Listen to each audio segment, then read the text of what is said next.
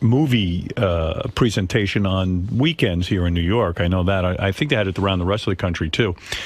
So they had a horror convention. A lot of different celebrities were there. I haven't heard all of these. I heard one or two, but they're kind of interesting. Richard and JD first get a hold of Billy West. For those of you who are fans of Billy who used to work on our show, Billy explains why he left the show, and he explains who he hates on the show.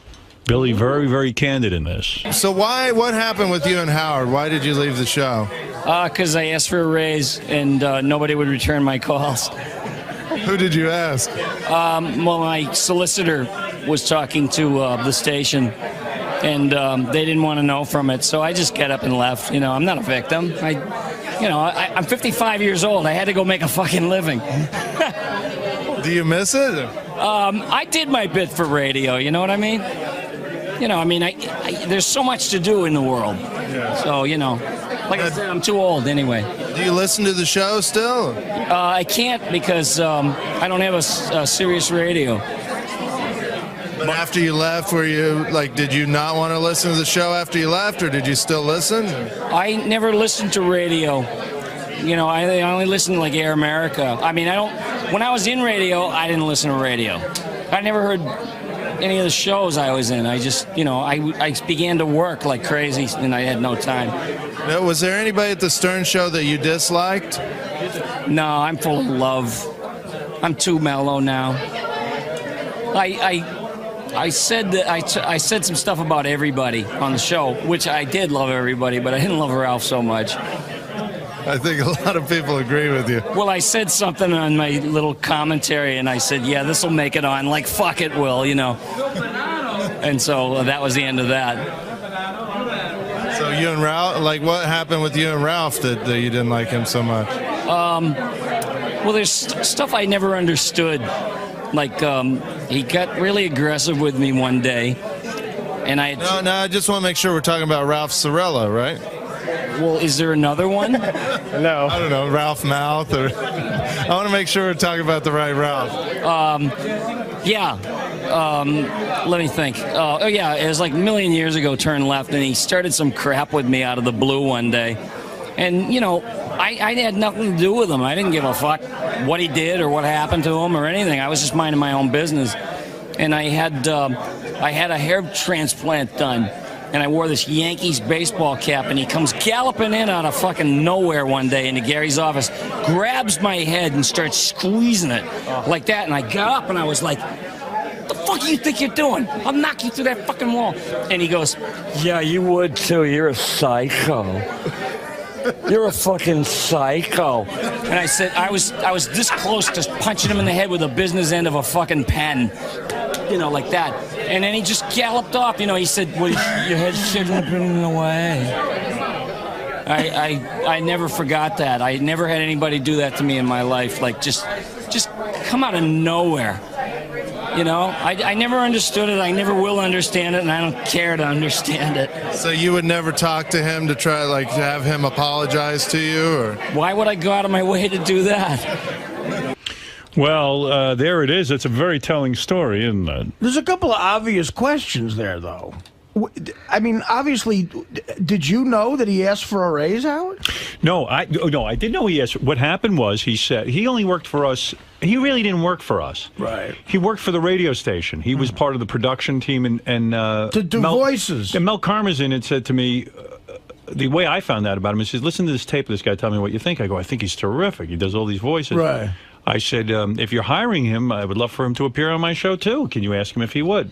So I guess part of his overall deal that he made with the station he was supposed to do production. He did all commercials, and he'd do funny voices on the commercials. Right. So I would have him sit in. So he came to me, and he said, I'd like to be a permanent member of your show. I go, I'm thrilled. That sounds great. I'm all for it. I'm going to say something to Tom. He goes, well, I'm negotiating with him now. I said, okay. Tom said he was handling it. Next thing I knew, Billy left. Billy was gone, yeah. And I was like, well, what happened to Billy? Well, they couldn't come to a conclusion on a deal, and I went, oh, my God, Billy's so great. I mean, that's exactly how it went down.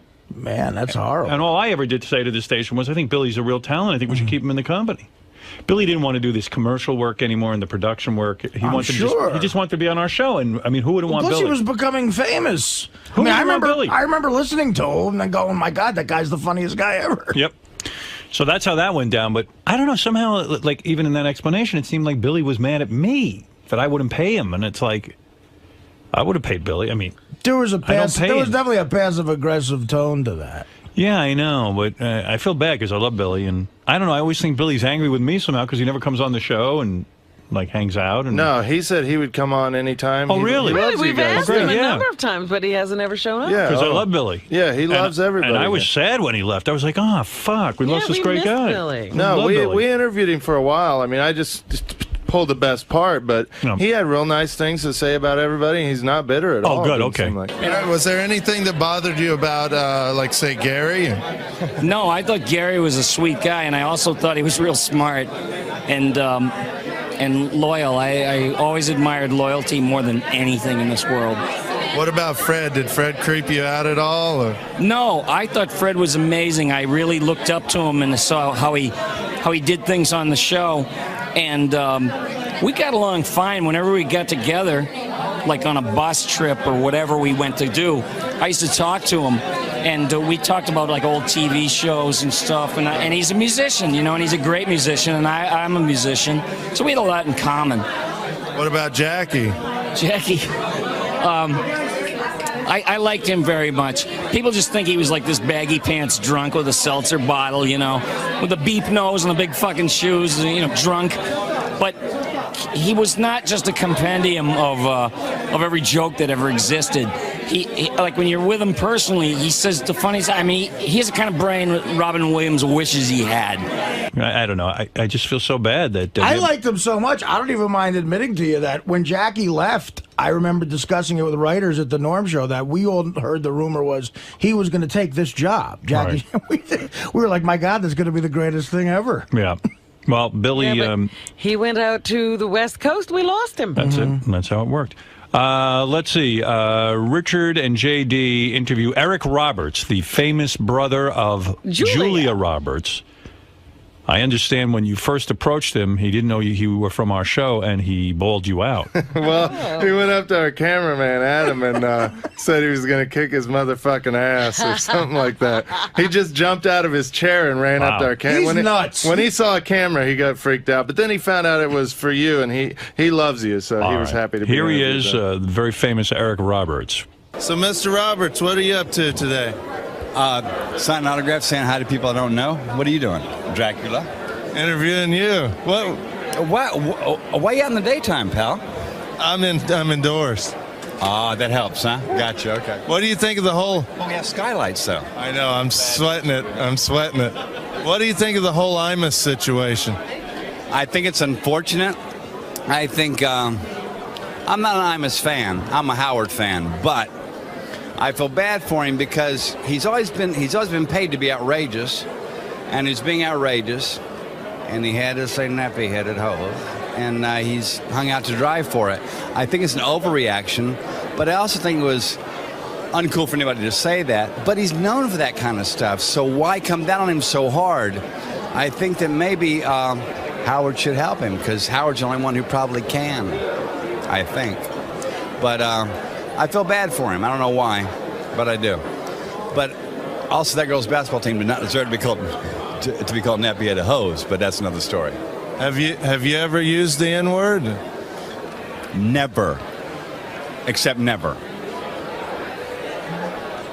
Do you shave your private parts? Only when my baby asked me to, and she says, "Eric, let's have a little bald action." I say, "Okay, let's do it."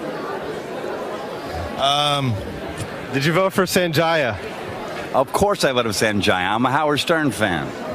You do whatever Howard says? Pretty much. About half-assed, yeah. Do you mind if we ask about your sister? Whatever you want to ask. Are you guys friendly now? Well, here's the problem.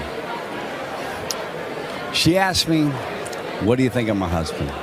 I said, "You don't want to know." She says, "Oh, no, tell me. I said, "Okay. He's married to a woman. They're making a baby." Then the movie star makes eyes at him, and he divorces his wife, and he goes after the movie star. I don't think much of him. Get out of my house and never come back. That didn't really happen, though. Are you circumcised? Indeed. Are you as sexually active now as you've ever been? Ask me again, because I was sweating. I'm trying to wipe it off. Are you as sexually active now as you've ever been? Now I'm more, because I got a wife who's just hotter and hotter and hotter and hotter. Who's the biggest a-hole in Hollywood? That's a hard question. There's a lot of room for that. I don't think I'm the one to pass that on, though. Next question. How heavy is the fattest chick you ever banged?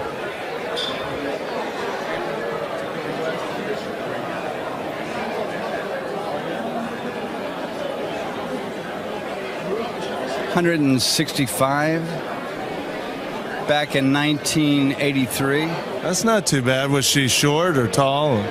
She was as big as I was, with a breast the size of a 5-pound coffee cans. Do you listen to Howard on Sirius Satellite Radio? Every single day that I'm in my car, because I have Sirius in my car, but I'm only in my car about 3 days a week, though, when he's on. I mean he's on all day, but with the fresh shows, you know. Yeah. Who's your favorite porno star? Oh, it's that girl who got all the pornos back, who was a minor. What's her name? Tracy Lords. Tracy Lords was it for me. Is it for me? Even when she was. In fact, she's a friend of my wife's too. What? Even when she was underage. I don't go for underage, but she was talented. She was talented. I agree. Yeah. Well, I think we're good. Thank you, Mr. Roberts. It was great talking to you. Robin, I miss you. I love you. I think about you. I fantasize about you, and I can't wait to see you. What would you do to Robin's titties? To her what? Her titties. That is so adolescent of you to call breast titties. Robin, I'd never do that to you. What would you do to her breasts? Make them happy. Make them stand up and applaud. Thank you, Mr. Roberts. Salute, Howard. I was quite shocked with Eric's story about what he said to Julia Roberts. But he said it didn't happen. It sounds like it did. I think it's hard to tell. I don't know. He said it never happened. I don't think Julia talks to him, so I don't think it actually Well, did. obviously he doesn't think much of her husband.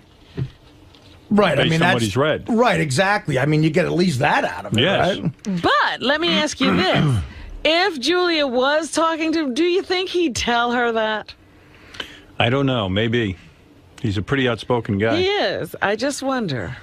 Maybe you try to keep the peace. You know, he doesn't have to live with the guy. There was a guy, 3 movies in his young career. He was like a young De Niro. You had The Pope of Greenwich Village, That train. Runaway Train, Yeah. and Star 80. People thought he was like the Yeah. next fucking thing. Richard and J.D., I'm going to skip Mason Reese. Well, he's on Heroes now. He's making a comeback. Oh, Eric is he Roberts. really? Yeah, he's good. He's a good actor. Richard and J.D. interview a convention goer. This guy's pretty funny. What's up? It's JD. We are here with a fan at the Chiller Theater Convention. What's your name? Stuart. Stuart. And what exactly did you come to see in specifics? Well, let's see. I came here for the experience, the convention experience. And I also came here to see some of the celebrities, like specifically Robert Beltran, Billy West, and Wally Wingert. Yeah. And how many of these conventions have you been to before? Oh, I've pretty much lost count. How old are you? 40. I'll be 45 in October. And when was the last time you got laid? Ha ha ha. Have you ever met a girl at one of these conventions or anything? As I said, I mainly go for the experience and interaction with the celebrities. Richard, do you have anything to ask him? Hopefully it's something intelligent. I have my doubts. You have gout? No, I said I'm starting to have my doubts that what I'm going to be asked is intelligent. What's your favorite TV show? Oh, that depends. Well, that varies. Like, for instance, when it comes to comedies, it has to be The Simpsons. What about sci-fi? Science fiction, the stuff that's currently on the air, it would have to be the Stargate franchise. How often do you masturbate? Ha ha. Well, I thought you were going to be asking intelligent questions, but apparently I was mistaken. Do you live with your mom?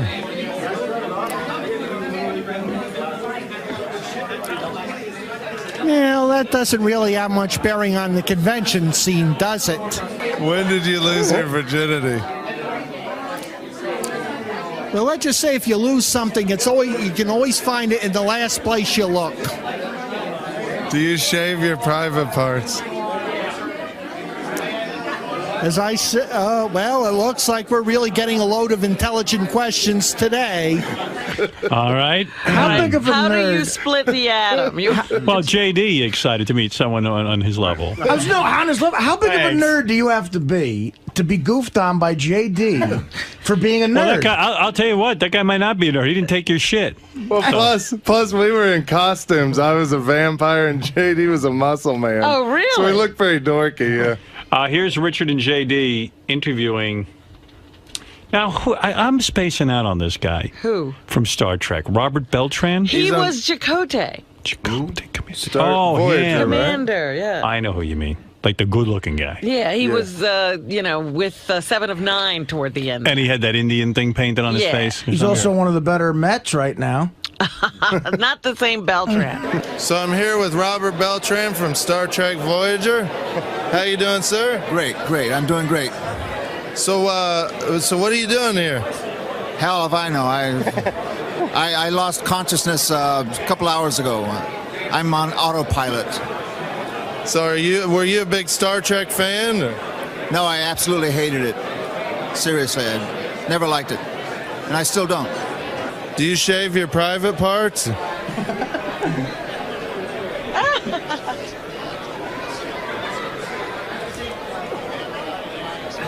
Why must you ask that? Do you like a girl to shave her private parts? Let's just say I like girls shaved and unshaved, okay? Doesn't matter. Have you ever had a gay experience? I think you guys need to get laid. I really do. I haven't had these questions since I was in junior high school. I'm just curious. Oh yeah, the people that come here, do you kind of laugh at them or? No, I don't laugh at them. What's to laugh at? Well, look at us. I mean, I'm taking you seriously, so why laugh at them? I got one. Have you ever gotten laid at one of these conventions? Man, why don't we go to the next question? Are you circumcised? Man. You know what? I really am offended by these kind of questions. I mean, not really offended, but I just don't want to answer them because they're ridiculous. I'm circumcised, by the way. Good for you. Wow, that was a good interview. That was the funniest interview ever. Refresh my memory on this one. Who is Sybil Danning? She was in Conan, one of the Conan movies, yeah. I think, the second Two, one, I yeah. think. Conan the Barbarian? Yeah, she was blonde, big boobs. She was hot back in the day, and me and JD were both like smitten with her back in the day. Is she hot now? You know what? For an older lady, she looked okay, but JD's giving the nod no. What's okay? I mean, yeah, she looks old in the face. She's not JD's she still had her boobs out. So. Wait, I couldn't hear what you said. What? She looked old in the face, but her boobs were still out, so they looked all right, from what I could tell. You wouldn't do her, huh? I wouldn't say that. I don't know. He would do her boobs. Her boobs were still out? Yeah, she had like cleavage going on. I don't know who she is, but here's Sybil Danning. I must confess, I've been a big fan of yours for a while now. You sort of got me through a few lonely nights back in my teenage years with the Howling 2. And and actually, you still look magnificent. Everything seems to be, looking great. And I was wondering if you get, a lot of that, people coming up to you telling you how much they got pleasure from seeing you in Howling 2. Oh, yeah. And in particular, they remind me of that scene, and they keep asking me if I have that rip-away dress. And actually, I do have it. I have all my costumes from The Howling 2, including the great leather outfit that Peter Mitchell did. Peter Mitchell did also all those great costumes. Remember the Mad Max movies? Yes. He's an Aussie from down under, and he did those great costumes. But the one, he also did that great one that's in the suede that I ripped away when I became the werewolf, and that's what everybody remembers, of course. Now, do you get like a little creeped out when guys just come up and tell you they pleasured themselves to you in that movie? Or any movie whatsoever? No, absolutely not. I mean, I did a movie called Bluebeard where I played a prostitute, and I have some guys coming up to me and said, I loved you in Bluebeard, and I said, you must have been in diapers when you saw that, because that was some time ago. So I have young and I have older fans, and I'm happy. I'm happy. I mean, what woman is not happy that she makes a man happy? Now, do you have guys like offering you to possibly spend a night with you? No, actually, I must say my fans are very discreet, and I think probably the ones that would like to ask me that are so nervous and so shy that they just shake, and I can imagine what they'd like to say, but they don't say it. No, my fans are really very, very, very polite, I must say. They are. I guess you wouldn't take them up on that offer, would you? I'm not Superwoman, and I could not. You have to be fair with everyone, you have to be kind to everybody, or you have to turn down everybody. But no, my fans are really great. Do you find me attractive at all? Yeah, I think you're very attractive. He's cute too. Thank you. I mean, every guy's got something cute and attractive. Absolutely. I have to say, I had a Starlog magazine with you in it when I was a young boy, and you had a very revealing that showed much of your chest, and that was my favorite magazine from age 10 till about 15. Okay. Do you know what movie that was from? From V. Oh, from V. The TV show. Oh, well, I had that. That was like that striped bathing suit that I had on. That was a huge promotion we did for NBC. Yeah. It was hot. Yeah, that was quite revealing. Does penis size matter to you when you're with a guy? Oh, that question came from you, okay?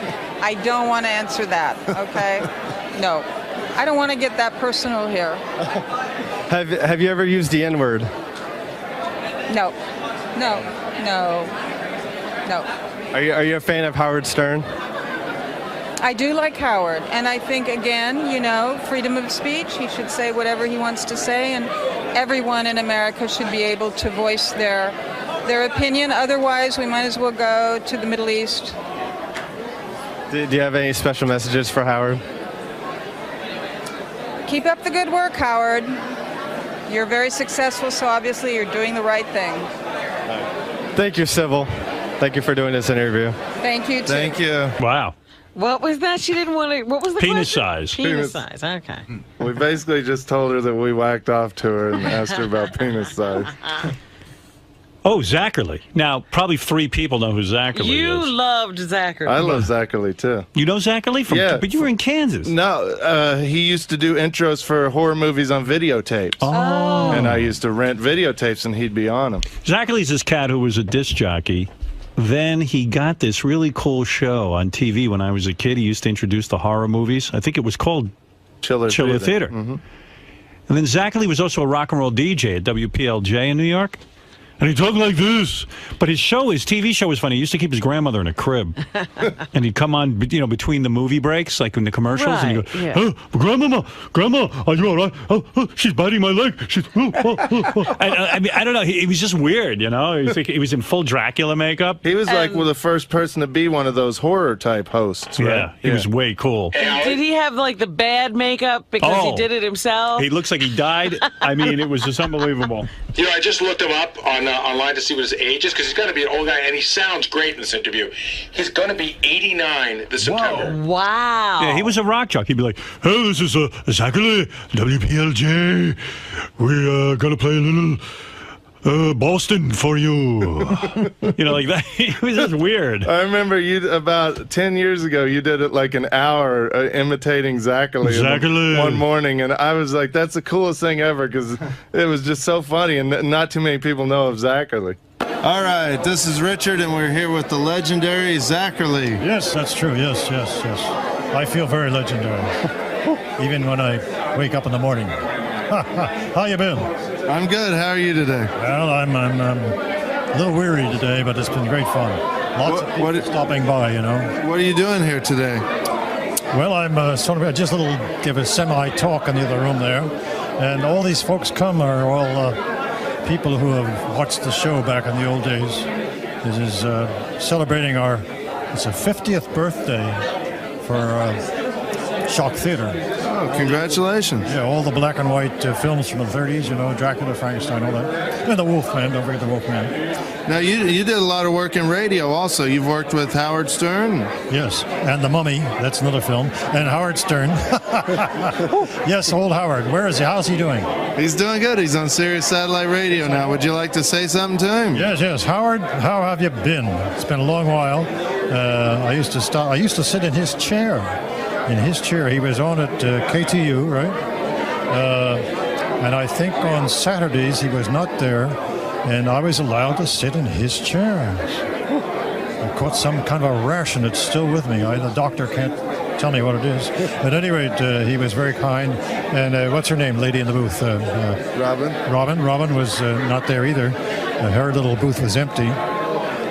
But I had a lot of fun, and he's a great guy. He, one time I can recall, and he will confirm this, when I was on WNEW-FM in the early days of FM radio, it was a free-form station in New York City, and I was on late at night, and I used to get phone calls from people on college radio stations, and he was one of them. That's so not true. He said that you called and asked him how to get on college radio. Never. How to get on radio. Not true. Now he's responsible for your career? I wonder if he's just senile or he's just like kind of maybe he just kind of is. He's making this up. I'm thinking of Howard K. Stern. Yeah. Zach, how do I get on radio? Zach. I said, well, you know. Yeah, and everyone took my calls. You know. Hey, Zach. Hello, Howard. I didn't know you'd be calling. I would have dropped dead to talk to Zachary. I was thinking he was like my hero. He might be making a joke too. I don't know. I see. But I thought maybe it was true. No, not true. He says, Zach, how do I get on radio? I said, well, you know, I got to think quick. And I said, is there a radio station at college? Oh, yeah, he says. Oh, right away. That's a good excuse for me. I said, oh, well, get a lot of practice. And then when you get out, go to some small station and tell them your experience and all that and see if you can get a job. And he says, that's what I did. And here I am. And now he's bigger than everybody, you know, on the satellite. And you had a big part in that. Well. And when I'd meet him in the hallway during the weeks, whenever I was in the station there, I forget where that station was. Oh, it doesn't matter. Was it WNBC? No, it was KTU, and I didn't wear the. Doesn't matter. Anyway, coming down the hall, we'd meet each other. He'd get down on his hands and knees, and and salam to me. My master. What station is he? We never worked together. We worked at K-Rock together, Howard. He was at K-Rock? Yes, he was. He said he sat in your chair on Saturdays. Oh, he worked on the weekend. No wonder I never saw him. He was around a couple of times. We would run. Yeah, no, I would see him once in a while, but I didn't realize he worked there. I don't remember that at all. Jean Zachary, WPLJ, here with Leonard Skinner. No, Zach. Oh, Zach here. He could have been like Alan Freed at that age, because 50 years ago he was in his late 30s, and that was the beginning of rock and roll. He was way too old to be doing it. You know, I mean, he was just like an older guy. He even sounded weird on PLJ. He'd be like, "Oh, Zach." Meanwhile, he sounded old. Yeah, you expect him to introduce Glenn Miller Orchestra or something, not Boston. Well, you say hello to Howard, will you? I will. Do you got a message you'd like to give to Howard and all his gang? Yes. Behave yourself, Howard. You want to say goodbye from Zachary? Bye-bye, my boy, whatever you are. Great, thank you very much. Man. Thank you, Zachary. Did you see that laugh? After his grandmother would eat like human flesh, and he was like, Grandma, you go eat that leg, and I'll be right back. Oh, John Zachary here. Oh, hoo. He was real creepy. He was in like a dungeon or something, right? Yeah, remember that hand that would come out of the ground with 6 fingers on it? Yeah. It's really free. I'd count the fingers each time. Make sure it was still the same thing. What's this? Richard and JD interviewed David Arquette. Well, we just heard from Yeah, that was. He just walks off. That last one that's there, they get a hold of a fan, and it's just Richard tormenting one of those fans for 3 minutes. Hey, how's it going, guys? How's it going, guys? How's it going, guys? How's it going, guys? I have earplugs on, so. Oh, I said, how's it going? I'm here at the Chiller Theater. What? Say the first thing. I'm sorry. How's it going, guys? Can you hear me? I'm not here. I'm not here. What is it again? I said, how's it going? I'm here for the Chiller Theater convention. No, the first thing. I said, how's it going? How's it going, guys? Can you hear me? Can you hear me? You can't hear me. I said, how's it going, guys? Can you hear me? Okay. Is your mic on? Check. Is this on? Oh, that's why. Now it's on. I'm sorry. How's it going? Are you sure this is on? I couldn't hear that. How's it going? I'm here for the Chiller Theater Toy Model and Film Expo. How's it doing it live? Yeah, Usually you're on the phone. It's fun. It's hard not to laugh. Yeah, it's that Gilbert thing that he did to that guy, but it's live. That's great. What does this guy look like? He looked like a convention goer, like kind of a little Are overweight. there any girls there that go for these things? There's about 2 hot chicks out of like 5,000 people. Yeah. There must be some hot chicks who sign autographs and stuff. There was a couple. There was a couple from that Grindhouse movie that were pretty hot. I got the last part, the Chiller Theater, but what was the first? I said, how's it going today? How's it going? Can you hear it? Did you hear it, JD? I'm not hearing shit, bro. You can't hear anything. What? You can't hear anything? I'm here for the Chiller Theater Toy Model and Film Expo. You guys having a good time today? You can't hear me? Hello? Can you hear me? There's something fucked up with all this shit, man. Hold on. Hold on. Here, speaking of this. Hello? Can you hear me? No, I'm not hearing anything. Not hearing? I don't know what's going on. Try this one again. Hello? I'm here for the Chiller Theater Toy Model and Film Expo. You can't hear me? What's wrong with it? It's fucked up? What's wrong with it? It's not working? Your mic must be fucked up or something, huh? It's not working right. I'm sorry. You can't hear me? Oh my God. Yeah, I come every twice a year for the show. It's a great show. Hold on. Maybe I can read you. What do you... What? Do you know sign language? No. No, hold on. Just say the first part again. It says, how's it going today? I'm here for the Chiller Theater Toy Model and Film Expo. Wait. I'm trying to read your lips. Read my lips. You need to read my lips. But I can't understand. Speak up real slow.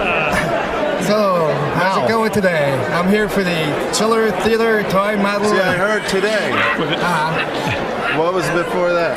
It says, how's it going, guys? I'm here for the Chiller Theater Toy Model and Film Expo. Model. I heard model. Hold on. How long does this go on? Not too much longer. And then we just... What? Then we get him with something a little different at the end, too. Try again. I'm here for the Chiller Theater Toy Model and Film Expo in New Jersey. It's the summer extravaganza. The Chiller Theater Toy Model and Film Expo. Can you hear me? Hello? Hello? For the Chiller Theater Toy Model and Film Expo. Hello? I'm here for the Chiller Theater Toy Model and Film Expo. Isaac. Can you hear me? It was working earlier. What is going on with this? Check. Sibilance. It's better. I think it's better. Try it. I think it's because we're in the building. Like the signal, back in the back, we got a good signal. This is wireless. So there's no signal inside this building. Hello, I'm here for the Chiller Theater Toy Model and Film Expo. The summer extravaganza. Still not hearing me? Still not? I'm trying. I can hear, but I have like the in-ears that are down inside my ear. They're wireless, and also all I can hear is what's coming into this. I'm just getting crowd noise in mine. So, how you guys doing today? Did you get a lot of autographs? I spent like about $1,000 today. I got in here yesterday night on Friday to meet all the people from Grindhouse. That was a great movie. Did you guys get to see it yet? Did you guys get to see Grindhouse? It's a great movie. I took my mom to see it on Easter. I saw it like 3 times already. It's a real good show. They got all the cast I'm not and crew. getting any of this. I'm sorry. Oh my God! Ask it again. What? I spent about $1,000 today on autographs. I got all the people from Grindhouse. The big movie. Did you ask me? You asked me a question though. Oh, I said, how's it going tonight? Did you say Monster House? No, I never saw that movie. I never saw Monster House. Did you? No, but you asked me something. Oh, I said, did you get a lot of autographs today? I asked you if you got a lot of autographs today. At the Chiller Theater Toy Model and Film Expo. Hello, you can't hear? Hello? Hello? Can you hear me? Can you hear me now? Hello? Hello? Can you hear me now? All right, I'm sorry. But did you have a good time? Oh, it was a great time. I'm coming back for the party tonight. So there's going to be a lot of stuff, a lot of drinking, a lot of wild women. Good time. You come here to pick up women? I heard that. I take a lot of pictures and stuff. I'm a picture nut. I'm always taking pictures of people. Cool. It's my hobby. I'm on collecting autographs and autograph photos and stuff like that. A lot of movies, DVDs and stuff. That's my hobby. Cool. Oh, well, thank you. You're welcome. Thank you very much. Nice to meet you. Hope you have a great time here today. Thank you so much. Nice to see you. Thank you. Take care. Thank you, sir. Thank you. Thank you. I gotta say thank you. Okay, thank you. Hope you have a great time today. You too. Thank you. Okay, thank you. No, thank you. Thank you. Thank you. I can't thank you enough. Oh, thank you. Have a good time tonight. Okay, thank you. I see ya. Have a great time at the Chiller Theater show. Have a great time at the Chiller Theater show. I said have a great time at the Chiller Theater show. Try now. Have a great time at the Chiller Theater Toy Model and Film Expo. That Chiller Theater Toy Model and Film Expo. I got Expo. Expo? That Chiller Theater Toy Model and Film Expo. Oh, thank you. Thank you.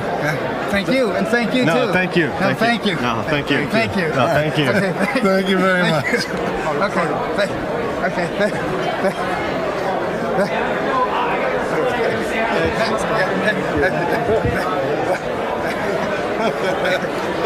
Thank you. Thank you. Awesome shirt too. Thank you. Thank you, sir. Thank you. Thanks, Thank sir. you. Thank you. Don't touch me. Thank you. Keep filming. Thank you. Thanks. Thank you. Thank you. Wait. Thank you. Thank you. No, thank you. Thank you. Thanks a lot. Thank you. Bye. Thank you. Thank you. Thank you. Bye. Thank you. Thank you. That guy really wanted to be on the radio, didn't he? He just stood there all day, it seems. Do you have a picture of him? We have video. I gotta see what he looks like. That's way cut down too. We did that for a long time. Oh, no. It's odd that there's no hot chicks there. You wouldn't see like Kim Kardashian walking around. All right, thanks, guys. All It's right, thank JD you. and Richard over at the Chiller Theater Chiller Theater Expo. Theater Expo.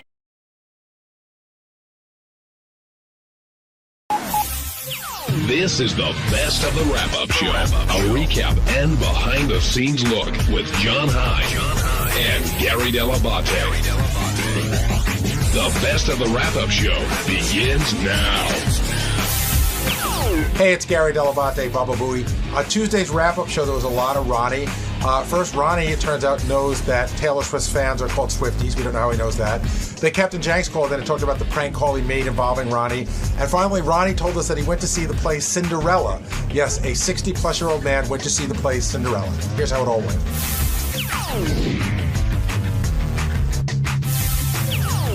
Another argument that we had, sort of, I wouldn't say argument, but discussion we had before the show, and then Howard picked up on it during the show, was about Taylor Swift singing along to all the acts. You know, some people felt that she was doing it for camera time. I'd asked JD, but he can't come down here right now. How come? What's he doing? He's in a meeting, but he does feel that way. I'm with as JD. Do you. And I and Steve both feel that she's a young girl who just likes music. I think that when you go to an event like that, where you're really the focus of attention, she's not just anybody going. Agreed. She's the focus of attention. Yes, you should go and have a good time, and there's a party that says, hey, I'm going to go do what I want and be who I am. But there's another party that knows that every little thing you do, the camera's picking up on. So I think that her singing every song is a move. It's a move to get on camera. I disagree. I think she's just singing along, and she's enjoying the music and being a 23-year-old girl. Can we tell the audience that you, off the air, refer to her as Tay-Tay? On the air, I've said Tay-Tay many times. So you're in a whole other league. Look, just because I've seen her in concert 5 times. Have you seen her 5 times? 5 times. You know I'm going again, right? Are you? End of March. What city this time? It's local. Going to Newark. John's like he's like the Grateful Dead. He's like a deadhead for Taylor Swift. What do they call them? What? Taylor heads? Do they have names? Taylor head road groupies? Swifties. How do you know that? How do you know that, Ronnie? Don't worry about it. No, how do you know that? I'm smart. No, how do you know? I'm a goddamn genius. How do you know a Taylor Swift groupie? I have 2 teenage daughters. What's your reason? Yeah, I have a teenage girlfriend. Is that why you know? Is Stephanie a big Tay-Tay fan? She likes her. Do you like her? Not particularly. No, not for you? No. Not your speed? She is cute. I got to say, she's a cute kid. Yeah, she's, well, whatever. She's very all-American looking. Yeah. And I don't think her music's bad. Some of it, not all of it. Steve Brandano agrees. I see him shaking. I think it's funny because you don't think her music is bad. I'll give you 10 other artists that like dance around her genre that you would probably hate. That's true. I like her older stuff, like Tim McGraw. But anyway, let's get Ronnie. I'm glad. I like her Greetings from Asbury Park album. I'm glad you're here. Are you really? Yes, I am. Because before getting into David Spade, I did want to ask you about that prank call that Jenks did because apparently you weren't a big fan of it. Not that it wasn't a big. I mean, he got upset because I didn't knock him on the news. I just said I was, I'm friends with a lot of cops, and it was a whole cop thing, and cops were getting shot and killed that day, even. So Was it not fun and not funny? It was his stuff is funny, but you know what? He got all bent. He started knocking me on Twitter because I said, because I did the news story with Lieberman saying, that I wasn't too thrilled about it, but, I didn't say I hated it. Do you think Jenks did the wrong thing by doing it? He never does the wrong thing because he's always doing those phone calls. So, He's done a couple of calls I think he wish he could take back. Are you pissed at him? No, not at all, but he's pissed at me. Jenks, are you pissed at Ronnie? Jenks, you there, buddy? I'm not pissed at Ronnie. I was just bummed out that because I thought he would think it was cool. When I did the prank call, there was no reports of anybody being shot or injured. I did it before any of that stuff went down, and but I didn't hear it till that night after this all went down and the cop was shot and then he died. He had already died. And Jenks, in all fairness, nobody had been shot or killed that day. He'd already killed 4 people. But the thing is I don't do this to make fun of a tragedy or to make fun of people being shot or injured. I do it to show that these people on the news, after 25 years, they still can't stop it. They still don't check their sources. And, I let it out that it was a prank call early on. I didn't keep everybody on about it. And I kind of figured, Ronnie, it would be good for the block party. And I just could imagine all the phone calls that you must have fielded within the first 10 minutes after me doing that call. I agree with Jenks, by the way. I know he does these during some pretty weird tragedies, but to me, it's always a mad rush to be the first to get the scoop, and it almost seems like these news organizations care so little about what's going on and care more about getting the person on. And I agree, most of the time, 99% of the time, it's not a bad thing. There's like 1 or 2 that he probably shouldn't have done. Well, Jenks proved that, I thought, with this call. Jenks, she would have talked to you all day. What's that? She would have talked to you all day, it sounded Yeah, like. yeah, but I kind of got nervous because, again, I was thinking, well, if there are people, if you would have watched it that day, you heard that the reporters and everything, they were getting in the police's way from doing their jobs.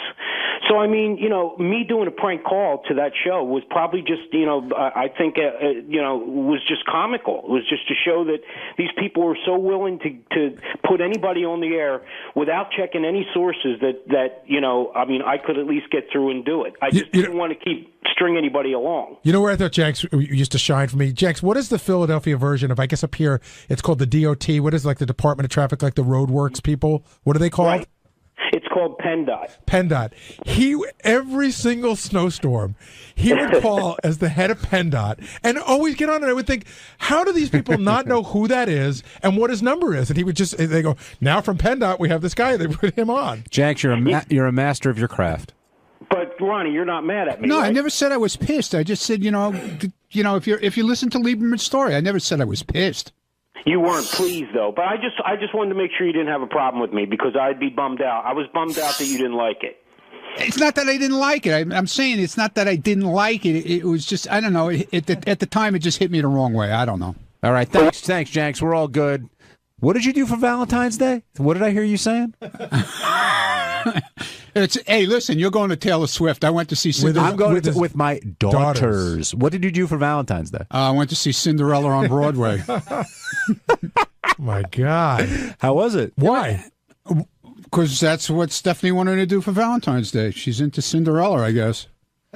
I don't know. She thinks you're her prince. Yeah, I am. I am a prince. I got we sat third row, I was a prince. Someday her prince will come. Yeah. How was Exactly, after I'm gone.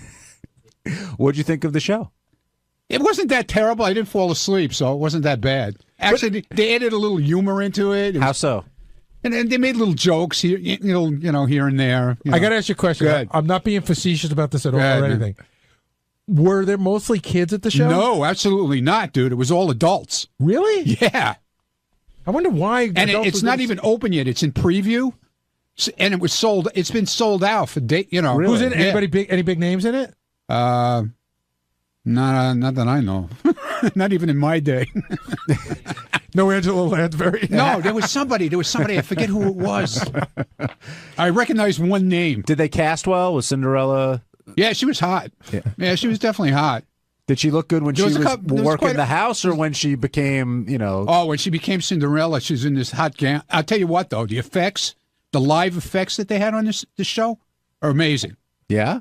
I mean, like, the dresses, they like changed right in front of your eyes, and you didn't even know they changed. Like Kelly Clarkson's dress at the Grammys. Yeah, exactly. They just spun around and bang. They were exactly. It was crazy. And I'm sitting like 3 rows back, and I'm trying to figure this out. You think it'll make it on Broadway? It's opening March 3rd. I understand. Do you think it'll stand the test of time? I think so, because a lot of kids, they're going to take a lot of kids to see it probably. But you said it was adults. It was adults. There was there were some kids there, but I'm telling you, it was mainly adults. Cinderella. Happy Valentine's Day. Yeah, it was great, man. I'm sure Stephanie must have been thrilled, though. Oh, please. Unreal. On Wednesday's wrap-up show, we talked a lot about Mark Cuban and him entertaining Shark Tank pitches from the staff. So Richie Wilson came in with his winning pitch, but Tim Sabean came in with his losing pitch, and Scott DePace came in to explain why he didn't pitch at all. Lots of fun, as always, on the wrap-up show.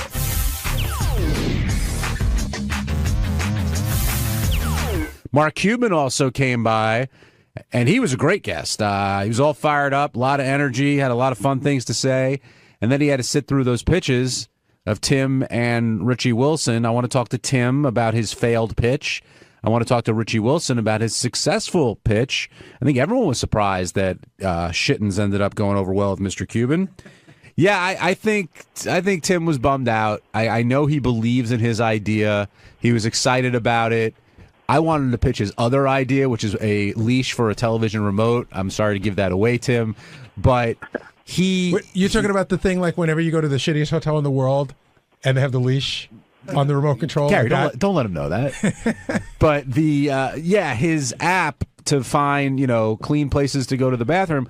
I know it exists, but apparently Tim's is a little bit different, but we really didn't get to learn the details because Mark Cuban shot him down pretty quickly. He went, eh. Yeah. Do you think that in Tim's pitch, it was necessary to tell Mark Cuban, a guy you're A, trying to get money out of, and B, a complete stranger, he could have just said, hey, sometimes you got to go to the bathroom. He didn't have to tell him that he shit all over the wall. That's what makes Tim, Gary. He didn't have to tell him, but he wanted to, add some color to the story and get him interested, and I understand that. Tim came to me afterwards. He's like, this app is going to kill. He's got it under control. Yeah, get Tim down here. I want to talk to him about this app. Did you know he put $8,000 into the app already?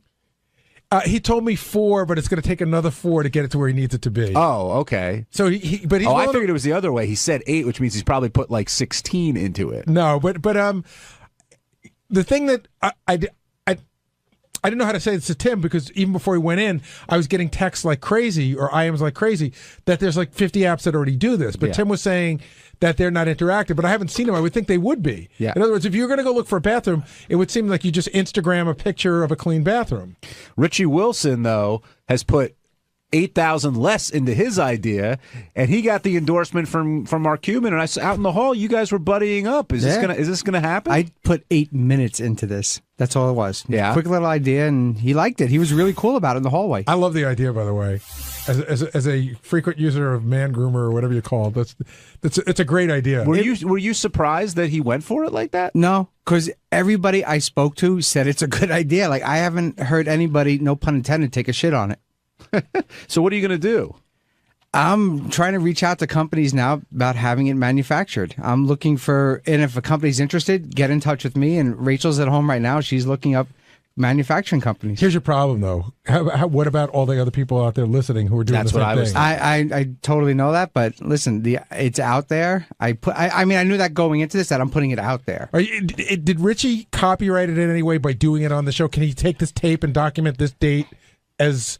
Yeah, I mean, it serves as some type of copyright, but if I'm the manufacturer, I thought of that 2 years ago. Right. Yeah. And we've been working on it ever since. But you have to have proof of that, though. But that was exciting. I mean, look, he took you at first it was kind of goofy, but then a couple minutes in, he was taking you very seriously. For the simple fact, he didn't tell me to get out like he told Tim. Yeah. And he said that, and when he said there is something there, like I almost skipped a beat, man. I was like, there's a billionaire businessman liked an idea that I pitched him, and Ronnie told me he was laughing about it and loving it all the way down the elevator. He was cracking up. Even if you don't get a dime, at least you get that satisfaction of knowing that he endorsed your idea. Yeah, and he told me in the hallway, he said, you really should try to get on the Shark. He said, you really should try to come on. Oh, so get on the show. So as soon as if he would have been here with people, I would have asked him, is there a number? How do I get in touch? But I didn't want to ask him, like, hey, give me your email address. Are you going to change the product name if you have to get on Shark Tank? Because I don't know if they'll let you go on. I would do a Shittens brand, because for like a guy, like a hunter, they would love to use Shittens in the woods. Like, that would be great. But I would have to change the name, somehow. You got to change the name, because the place you need to sell it is the moms, and I'm not talking about that. Like, you can't get into Kmart or Target or unless you put DJ's like Club, the pound sign and percentage or whatever, tens, you know what I mean? That's actually a better idea. Yeah. But even some of those places won't deal with that. That got me 3% of the company, by the way. You're in. Thank You're in. You have 3% of nothing. I appreciate that. The other thing, I know other people were upset, Gary, because they wanted to pitch and didn't have the opportunity to do so. I know. We had I think we had 5 people out here altogether. You know who was supposed to pitch and declined to pitch was Scott DePace. And what happened was, basically, Scott DePace told me yesterday, I no longer believe in the video caddy, in a sense. He said 19 years ago, great idea. 9 years ago, great idea. He goes, things have changed. Everybody's got a camera on their phone, so I don't believe it anymore, and I'm not going to come make a fool of myself. Wow. Well, I also know this morning he was saying he didn't know about this segment until yesterday afternoon. Right. So he didn't. Well, that's okay. I mean, I think he wanted some preparation or to have a pitch. For somebody who's been working on for 19 years? I'm surprised. I mean, he's got a lot of pride. I know that. And he believed in that product for a very long time. Technology's changed.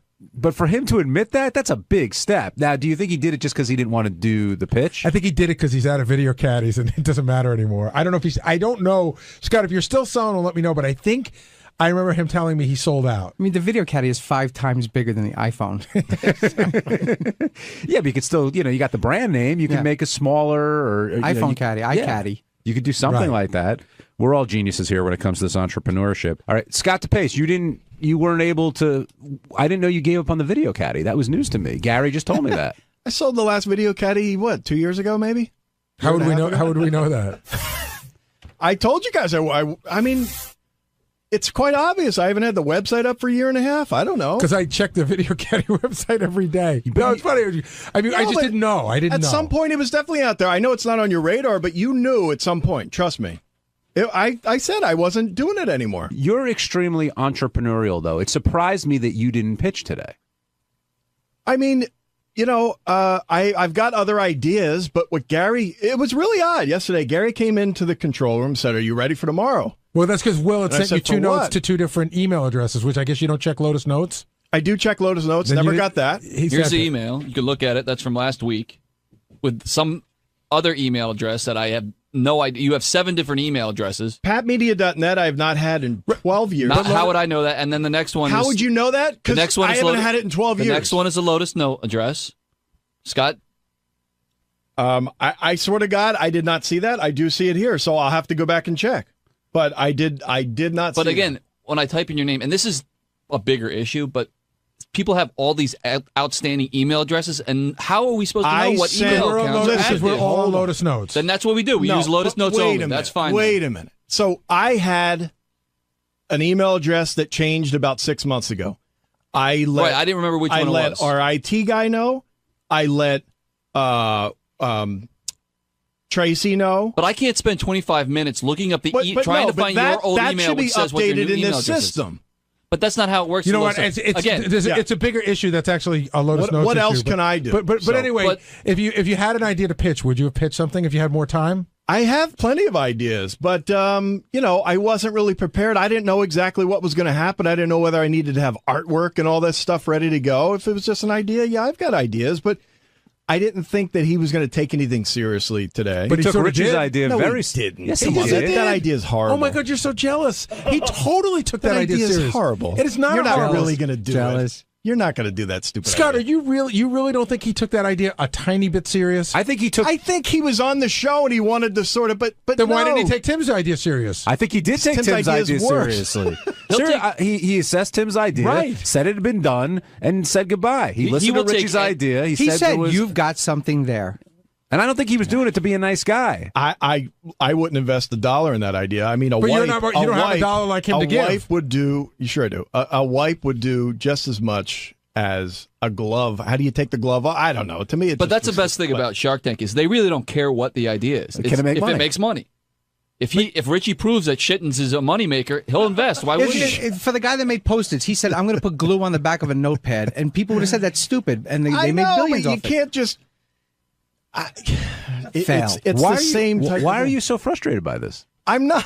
I'm frustrated trying to explain why I think Shittens is a stupid idea, and I don't think Mark took that seriously. I think he was on the air going, "Hey, yeah, that's good, yeah." But let's see you make $1 with it. And let's see him actually put $1. I got to say something. I'm watching you here, and I'm not trying to open up a larger issue. I promise you. I just don't think you can revel in anybody else's success that isn't Gary, yours. that is not true at all. You come up with these thoughts that there's no accuracy to that. If Richie had made $1 million, that would be awesome. But here's a point. I'm simply saying that Mark, I don't think he was being genuine. And I disagree with you. What you're saying is you don't like Richie's idea. That I get. But Mark seemed genuinely interested in that. Why did everybody see that but you? I guess you guys aren't as bright as I am. I don't know. I don't know what it is, but I don't think he would put $1 into that fucking thing. What did you think of Tim's idea? To find a bathroom? It was an excellent idea. I don't think I think I can find a bathroom quite easily without an app. Why was Yelp bathroom. so successful?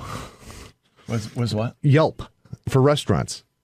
That's it. But that you're getting a review. You don't review a bathroom, how clean it was. No, I think that's what Tim is saying, that people are taking pictures and reviewing the bathroom. Here's a clean bathroom in a 25-foot vicinity. Well, listen, I mean, I could shit in a porta-john. My wife does want a clean fucking place, so maybe there is something to it. I don't know. I wouldn't invest in it. Tim, were you discouraged at all? I know you've put a couple bucks into this. No, idea. not at all. Not at all. It just propels, and I love challenges. And let's follow through with this thing and see where the challenge goes.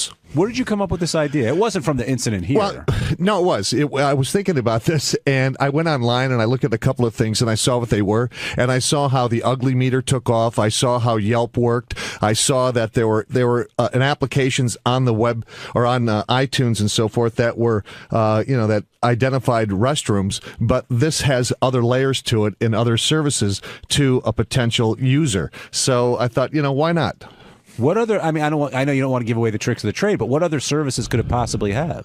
Well, there's communication. There's a rating service on it. There's other, community type things where you can participate. There's Wait, how do you participate in the bathroom? Because you tap pictures. your Your foot, and you can find gay guys. Yeah, exactly. Yeah, exactly. So no, but you take pictures. You upload the pictures. People, it's like a lot like what Yelp is. Scott, what are you making faces for? You think this is a dumb idea? No, it's not. Of course, it's not a dumb idea. I don't know. I don't see. I think it's a really short time to guys just start putting pictures of their junk on there. That too. And then you'll be a millionaire. Exactly right. And Tim, you put $8,000 into this? No, not $8,000, but it's. I put about $4,000 into it just to check it out and understand it, and to realize what it's all about. You should talk to me. I've got plenty of good app ideas. How did the video caddy do? Why did you use any of them? Because I'm too ballsy to invest $4,000 like he did. I mean, I'm not ballsy enough. Sorry.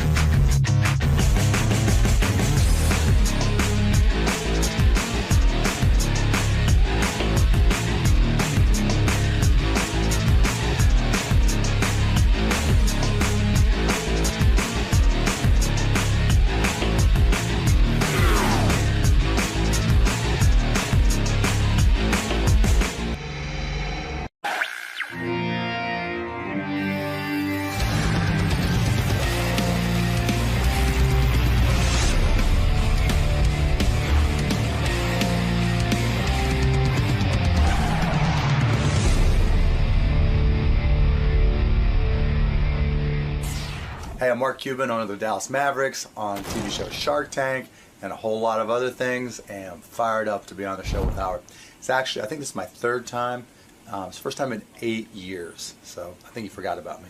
But I'm a huge Howard fan, and whatever he wants to talk about, we'll talk about Shark Tank, we'll talk about the NBA, we'll talk about business, and I don't know, Howard, best interviewer in the world, so I'm sure he'll come up with something interesting and different. Absolutely, and since it's been almost a decade now, you're going to be sitting down with the uncensored version of Howard. So yeah, and that's true. And so, who the fuck knows what'll come up? I don't care. That's the beauty of coming on Howard Stern show. You just never know what direction he's going to take it, and you just never know what he's going to ask you. So that makes it fun. All right, we'll see you in the studio, Mark. Can't wait.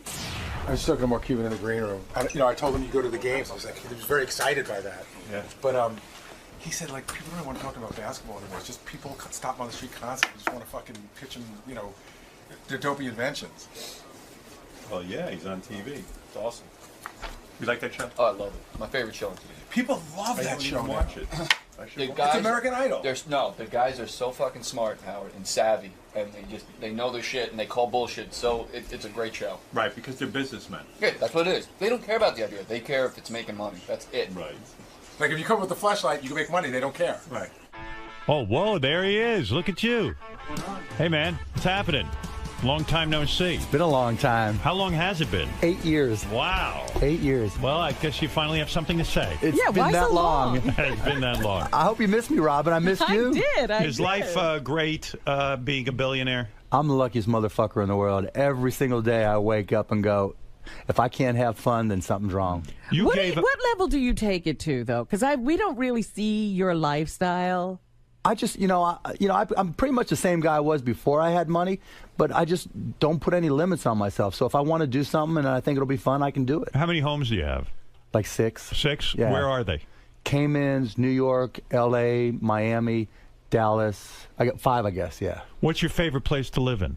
Dallas is my favorite place to live, but I like to get away to the Caymans because it's close. It's only a 3-hour flight from Dallas.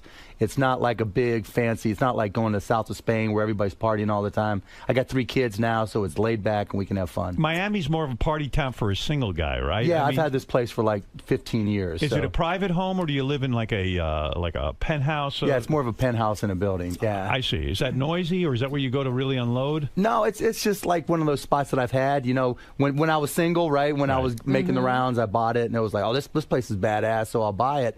And then I've just kept it. I've just never done anything with it. Rich guy, I mean, super rich people, like billionaires, they don't sell their properties necessarily because it's like, why bother? Why You just bother? keep it around. That's the truth, right? Because it's more of a hassle. You know, I've got my stuff there. It's easy. Why mess with it? So if I wanted to buy your place in Miami from you, I'd have to offer you some astronomical amount of money or something to turn you on because there's To make it worth your while. Exactly. Yeah. Otherwise, it's not worth the hassle. I mean, I got clothes there. You know, that's probably the best part about having these places because when I go to a different city, I got my stuff. So I've got like everything down there. I've got a stocked refrigerator. Now, so who I just does show all up. that? In other words, if you have Yeah, you five got to have homes, staff. in other words, if you have 5 homes, okay, so you decide you're going to go to Dallas. I don't know. You decide you're going to go to Cayman Islands.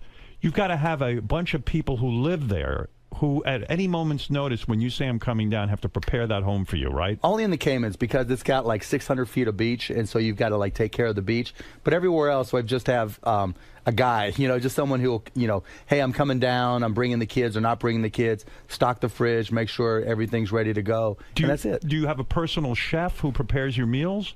Me personally, no, but we just got one at home. Like, you know, with kids, my biggest fear in life is that my kids turn out to be messed up. Right.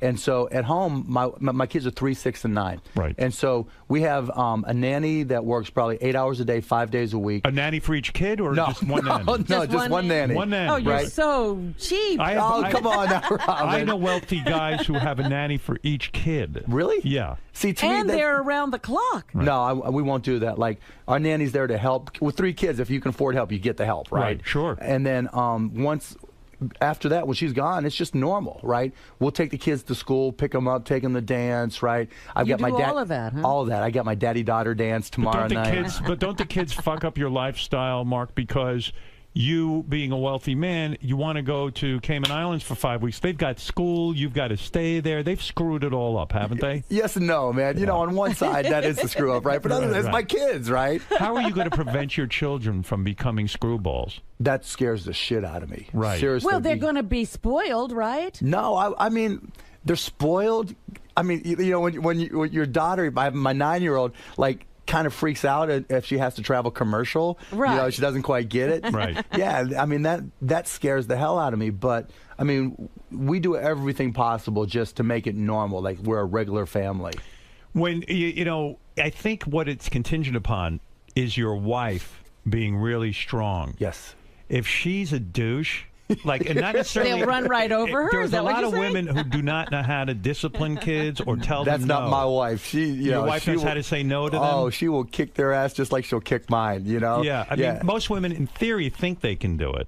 But then they It's buckle. a hard job to be consistent. That's Well, the problem. you'll come downstairs and say, "Kids, go to bed," and then your wife will undo it. You know what I mean? Well, if she does that, you're doomed. Your kids will be. No, it's fucked the up. exact opposite. is. Yeah, I'm like, come on, we'll stay up. Like my 3-year-old son, I'm like, let's watch Transformers. We'll stay up and watch Batman. Right. You can fall asleep with me, and my wife's like, get the hell to bed, right? So Is having a son more fun because you get to watch Transformers and Batman and stuff and do Oh, all the cool hell stuff you yes. like? Yeah. Are you kidding And then me? you're going to do the basketball thing and Oh all yeah, the sports. I went through 6 until my son was born. I love my daughters to death, right? But I'm six sure. 6 years of hair and nails, right? and Barbie movies. Oh, it was brutal. It was brutal, right? And so, you know, Daddy, do you like my dress? Daddy, what about my hair? Daddy doesn't like my hair. Mark, know. you're a very bright guy, and I read something you said, and I responded to this. The advice that people are giving children now to follow their dreams. Ugh.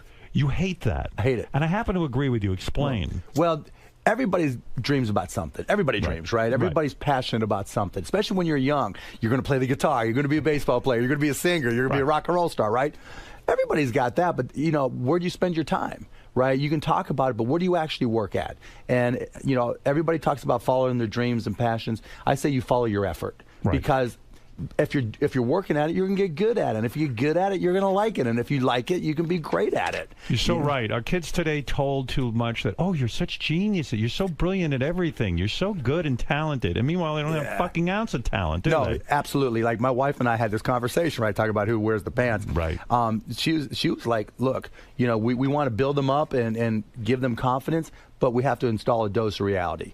You know, so if my daughter can't sing, you got to tell her, you got to keep on working at it, right? It's not about saying you're good when you're not. You know, you've got to have a dose of reality, and that you're right. It hurts kids. Billionaires who I've seen who actually raise kids who are not assholes. There's a guy I know, Leon Black. Do you know Leon? I've met him. I don't know him. His kids are so together. Really? I see that family and I go, wow, this guy really did it. Whatever he did, because he's a billionaire. They can have anything. He's got a massive art collection. He used to own Sirius. That's how I met him and became friendly with him. His kids are, you know, and even, I know you've got a rivalry with Trump, but it looks like Trump's kids have turned out all right. Really, it's a testament to his parenting and his wife's parenting. Or somebody. Somebody got it right. Right, they seem to be No, I met kids. him. I met him, Ivanka, Junior. I mean, they're cool kids. I mean, the daughter is super smart. Right. Wharton School of Business. Yeah, she knows her shit. Right. So hopefully ours will turn out the same. Your rivalry with Donald Trump. I remember you had a show that was similar to The Apprentice. Yeah, The Benefactor back in the day. And Trump said to you, fuck you, Mark Cuban. He even sent me a letter after we got canceled. He even sent me a letter saying, I told you it was going to fail, you know? Yeah. Was that personally difficult for you that the show that was like The Apprentice failed for you? Because Trump was like needling you? Absolutely. I'm so competitive. I'm so competitive, you know, especially in business. Business is the ultimate sport. Right. You know, people like, I'll talk to the Mavs, I'll talk to other athletes. I'm like, you think you got it hard, right? You compete for 48 minutes or 60 minutes. You practice a couple hours a day. Right. You know, in the media business and all businesses, it's 24/7, by 365, by forever. And there's a 12-year-old and an 80-year-old trying to kick your ass, right? Right. And so anytime I'm so competitive, it just killed me. Do you go through a depression of sorts when something like that happens, when a failure occurs? And you're not used to failure. No, I mean, not you've at all. succeeded in your life. I mean, you've made a tremendous amount of money. You've been successful in business, and you're having a fun life and an enjoyable life. But when a failure occurs, how do you deal with that? I get fired up to work harder at something else. It motivates me, you know. When Trump sent you the letter, did you write him back and say, "Hey, I'm going to beat you at something else"? Yeah, no, I framed it. I framed it and put it right by my desk to remind me and to keep me going. Right. Right. Sure. And it's right there every day. That letter sits on your desk. It's right next to the NBA trophy. No kidding. That's no lie. So does it represent the highs and the lows? It just represents I don't like failing, and that because you know what it's like, right? In any business, there's just those mornings where you're just dragging, right? And there's just those moments where you're not at the top of your game, and you just need something just to fire you up, and that's there. The NBA trophy. Is it true you went out that night and got a $90,000 bottle of champagne and drank it? Yep. What is a $90,000 bottle of champagne? What does it taste like? It tastes great. Does it? Do you think you'd know the difference? Absolutely not. Right. Especially since I was so trashed when I got it. Is that something you do because it's just because you've got the money? Because I can. Why shouldn't I try it in life? Because I can. I've worked hard. Absolutely. I'm a charitable guy. I'm this, I'm that. But maybe I could blow $90,000. But don't you, as a guy who didn't grow, I don't know, you didn't grow up with a lot. Oh no, my dad was an upholsterer. Yeah. When you spend $90,000 for a bottle of champagne, I don't care how much money I'll ever have in life. I could not spend $90,000 on a bottle of champagne. I had to. We had just won the NBA championship. That's true. And it was just such a unique moment. And there's a backstory, right? Right. So we're in Miami, and thank you. You sent me an email, and I really appreciate that. I loved it. It was great. The night before, I had taken some Mavs customers to this club, Live, in Miami, right? Right. And I'm nervous as hell. I got this customer. I'm not drinking. The DJ spots me, and he goes, "You know what we do to Cubans in Miami? We smoke them. Let's go Heat." This whole club is going, "Let's go Heat. Let's go Heat."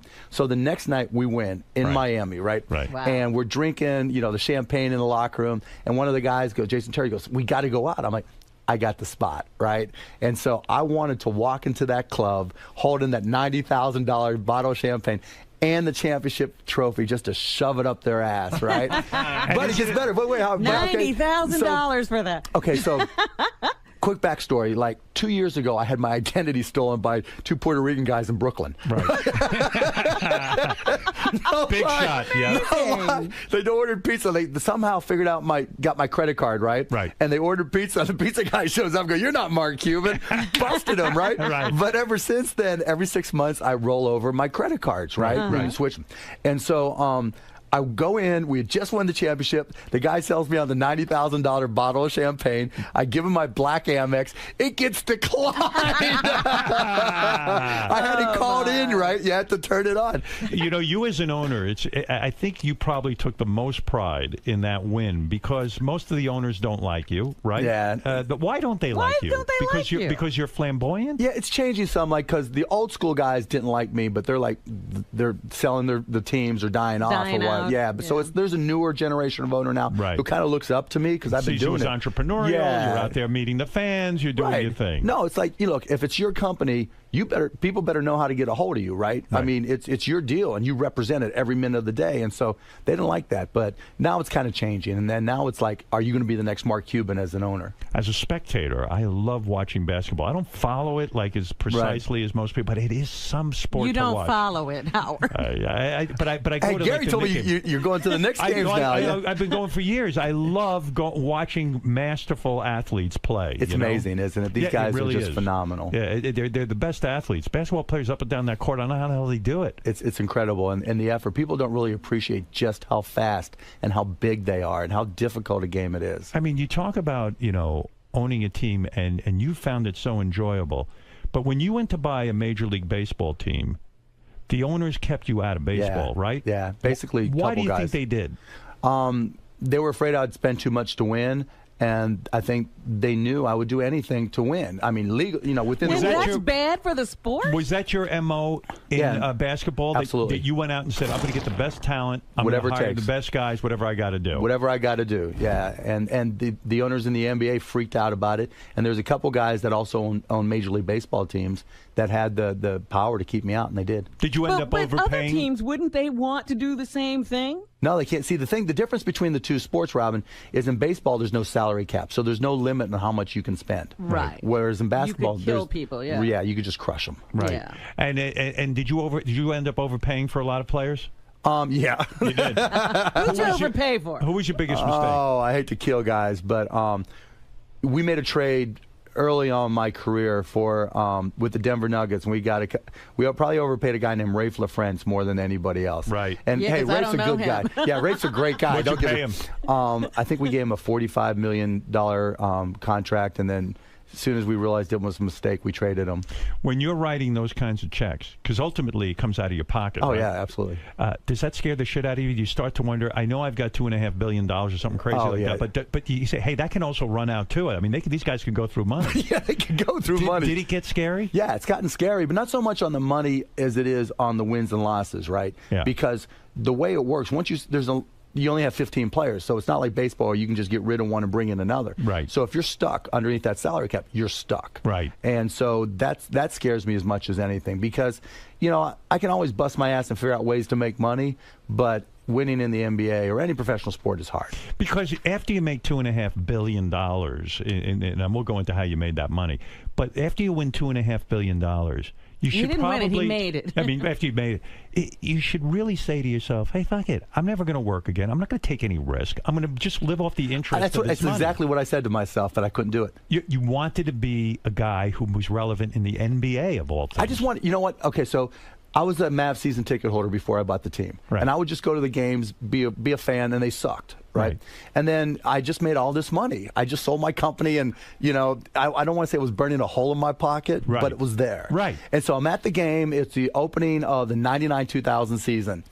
I'm like, I can do a better, it's not a sellout, and I'm all fired up to the start of the year.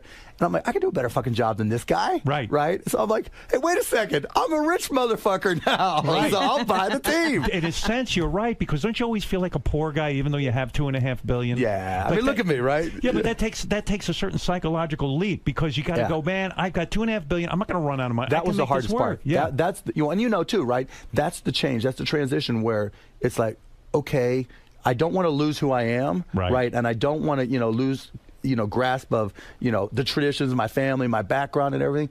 But hey, there's a brave new world out there. How am I going to get into it? Has your team gone up in value? Mm-hmm. If you sold the team now, what would you get for it? I mean, what would be your price? Probably. I mean, I wouldn't sell. I mean, the only price where I'd have to at least consider it would be $1 billion. $1 billion. Yeah, I wouldn't consider less. What did you pay for it? $285. $285 million. Right. And now you think the value would be about $1 billion. I wouldn't sell it for less than that. I mean, if someone third party were valuing, they'd probably say $600 to $700 million. So it was a very good financial move for you. It wasn't bad. Yeah, it wasn't bad. Do you have partners in that, or you? Some of the guys that were partners in the team before I bought it stayed on as minority owners. Right. But I have complete control. Yeah, they believed in you, and they said, "Hey, we're going to stay on." That is unbelievable. It is. And luck seems to not luck. You make very smart decisions. No, Howard. I'm a lucky motherfucker. No. Let's be honest. Let's be honest for a second. I read something about you that just blew my mind. I didn't even know this. The airlines used to have a lifetime ticket. Yeah. You could buy the American. What is it? American Airlines. American Airlines Air Pass. This And I carried sounds around crazy. just to remind myself. The American Airlines Air Pass was. What did you pay? $145,000. $125. All right. For $125,000, you get this card. Right. And this card entitles you for the rest of your life. Me and somebody else. You and someone else can fly for free anywhere. And you can also they have to kick off somebody off a flight if you are flying. Yes, I can just walk up to any. Now I've transferred to my dad now, right? Yeah, you can do it. It's transferable. One time. Wow. One time, right? So I transferred to my, but because now you fly private. Right. I was 29 years old when I bought it, right? Yeah. And I used to walk into clubs. You had $145,000 to blow on an airline. Yeah. pass Well, when see, you were... my first company I sold for $6 million, and I was see. 29. What was that company? It was called Micro Solutions. We did local area networks, wrote software, technology type stuff. Right? Okay, so you had $6 million, and even still, you said to yourself, "Hey, that's a good deal. $145,000 for the rest of my life. I can fly an American." And American Airlines, what a dumb fucking move, right? Yeah, $145,000. But back then, they just wanted corporate accounts, right? And I remember, so I just sold that company. I was 29. My buddies, what do you do? Buy a car, buy a house? I'm like, nah. We're sitting at one of those old school steakhouses that have the phones there, right? Yeah. So I bring me the phone, right? I'm fucked up out of my mind. We're doing shots. And I'm like, hello, do you guys sell lifetime passes? And they're like, yes, let me put you through. And so the next day, hangover and all, I bought one. And I would go out with my buddies. One time, one of my buddies like, "Oh, Mark, your 30th birthday's coming up. It's the Olympics. Let's go to Barcelona." I'm like, we just walked right to the airport and went right to Barcelona. How many people do you think in this world bought an American Airlines Air Pass? I don't, maybe too many because they stopped selling. They stopped the program. That's what I'm saying. I mean, it's a really dumb thing for them to do. Yeah, I remember sitting there going, okay, maybe it might cost me 12 cents a mile, what a deal. So. Well, I remember there used to be a Vic Tanny. Ever remember them? Yeah. They were like an exercise place, and they would sell lifetime memberships. They went out of business because you can't. You gotta renew these things. Prices go up. I mean, the price of gas now and fuel. I mean, it's crazy. This is crazy. It's crazy. And I loved it. I mean, literally, I would walk into clubs, and I would be, talking to some girl, and I'm like, let's just go to Vegas. Wow. You must have been getting laid left and right. I was having fun. Absolutely. And the weird thing is that they have to guarantee you a seat also. Yep. And what happened? One time you went on and they threw off a very famous person. Yeah, for Magic you. Johnson. Magic Johnson. Huh? Yeah. What, are you kidding? Now, he was in other words, because you had this pass. Yep. They had to throw someone off. And he got the low stick. He got the small stick. Did Magic Johnson realize you were the guy? Oh, no, he had no idea who I was. But you saw him going on. Oh, obviously I know who Magic Johnson was, and right? You must have been like, holy shit. Yeah, I'm like, no, I'm with a blonde, right? And I'm like, yeah. Get the fuck out. Yeah. Excuse me, sir. Yeah. What a great story. It was great. It was a story. Does he know? Does he know? I've said it to him, but he don't remember. Yeah. Yeah, he's not going to think about it. But do you get to pick who gets kicked off? That would even be better. Another 20 grand. For that. Money is a good thing. Money can buy you happiness, can't it? You know what? If you're already happy, it can make you a whole lot happier. You seem very happy. Getting back to baseball for a second. If had you become an owner, it would have been very exciting for you. What was the team you tried to buy? I tried to buy 3 of them actually. I tried to buy the Pirates. What did you offer for the Pirates? I didn't make an actual offer for the Pirates. Because I talked to the guy, he said he wouldn't sell. Because I grew up in Pittsburgh. Right. And then I tried to buy the Chicago Cubs. Right. And the guy who owned the team at the time was a guy named Sam Zell, who bought Chicago Tribune. Right. And we were talking in the $800 million range. I said, okay, that's legit. Right. But I said, I don't want to go through this whole crazy process. I'm like, just sit down with me and we'll do a handshake deal and work out a deal. He wouldn't sit down. And so I made an offer for like $800 million and somebody paid more. Right. And then the last time was the Texas Rangers that were going through bankruptcy, and I just didn't have enough. It was all within a 2-week period, and You couldn't put it together that I fast. couldn't get enough together fast enough because I had to write the check there and then. Wow. And somebody was able to write a check that Well, fast? it was all set up in the bankruptcy court. They had a stalking horse, white horse guy who already had the whole thing set up, and they were doing their best to keep me out. So $800 million was a pretty damn good offer. Probably he went to the other owners and they would not approve you. I would no, there's think. no way they would have approved me Because you again would have Because of driven me. up the prices, and they said we don't need this guy. That's so fucked up, isn't it? No, actually, I'm glad it turned out that way. Why? Because I'd be out in the stands, I'd be out in the bleachers in Chicago at Wrigley Field drinking beer and eating hot dogs all day long and weigh 300 pounds. How much of your day is spent running your professional basketball team? Not much. You have a general manager. He worries about it. How often do they report to you? It just goes in streaks. So, like, right now is the trade deadline's coming up tomorrow. Right. And so we'll talk all day today and tomorrow. Right. And then during the summer, same type of thing. We'll talk all during the summer because of free agency. And why do you want to talk to them? Because you want to know what your budget's going to be? You want to know, hey, how much do you guys really want to spend for this guy? I'm more involved in that, right? It's not just about the money. It's like which players, what's the goal, what are we trying to do with the team? And, it's like a stock portfolio. Even though your broker may be the guy, right, you still have to understand and make the final decision. So I have to make the final call. Do some owners stay completely absent from that kind of thing? Yeah. They do. They just say, here's a budget. But and my guys already know me, right? It's like, because right now we won the championship, and then we had a lot of older players, and so we let some of our guys go, and we're not rebuilding, but we're regrouping under the new collective bargaining agreement, and so now is a more difficult time for us. So it's more important decision. So I'm more involved. If I'm a GM, do I want an owner who's like you, or do I want a hands-off owner more? Depends what kind of budget he gives you, I guess. Right. But I mean, if you have an unlimited budget, then that's what you want. Do you have an unlimited budget? No, because with the new NBA rules, you can spend if you spend stupid, you can't fix your mistakes. Like they just changed all the rules within the past 18 months after we had this big lockout, right? And so in the past, when you made a mistake like Rafe LaFrance, I could just trade it away and just spend more and fix the problem. Now you can't just spend more to fix the problem. What's in your mind the number that a budget should be for your team this year? Well, now because of the rules, we'll only spend, I think, $60 million in salary, which is the lowest since I've been there. Yeah. But that resets us to go out and spend more. So the way the new deal works is you have to take a step backwards for a year, maybe 2 years, then you can start spending the money again because you have room to spend the money. So it just changed. Don't you think with the hit show Shark Tank, you've had your revenge on Donald Trump, that you're now part of a hit show? The show's a hit. Oh, it's killing it, and we killed The Apprentice now. Did you write? Did you write Donald? Oh, I did. I told him. What did you write? What was the note? Oh, I just tweeted him, right? I just tweeted him. I said, hey, Donald, look at your numbers, look at our numbers, and you decide. Did he respond to that? No, he didn't. He did not like that. Look, I love to pick on Donald, but because he fights back, right? Right. But I like him. I actually do like him. But I just like to pick on him. He's an easy target. Let me understand something about Shark Tank. It's you and a couple other guys. 4 other guys who sit there because you're rich guys. You actually would put up your own money. If you hear a good idea, you will invest in it. Our own money. How many ideas have you invested in? I don't know the exact number. I think 10, 12. I don't know the exact number. You took your own money and you said, hey, that's a great idea. Yeah. Have any of them made money? Yeah. Oh, yeah. All but one.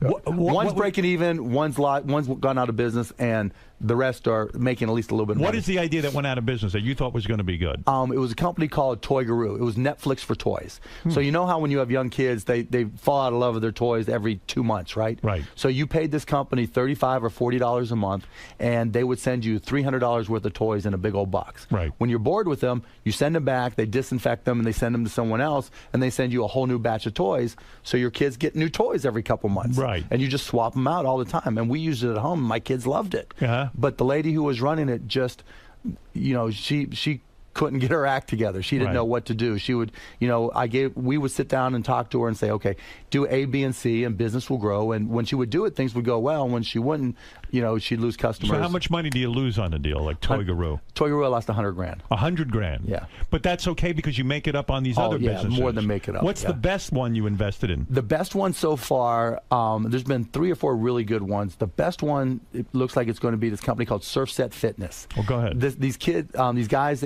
hockey player and his girlfriend in New Hampshire, like to surf. And you can only surf for a couple months, at most in New Hampshire. That's right.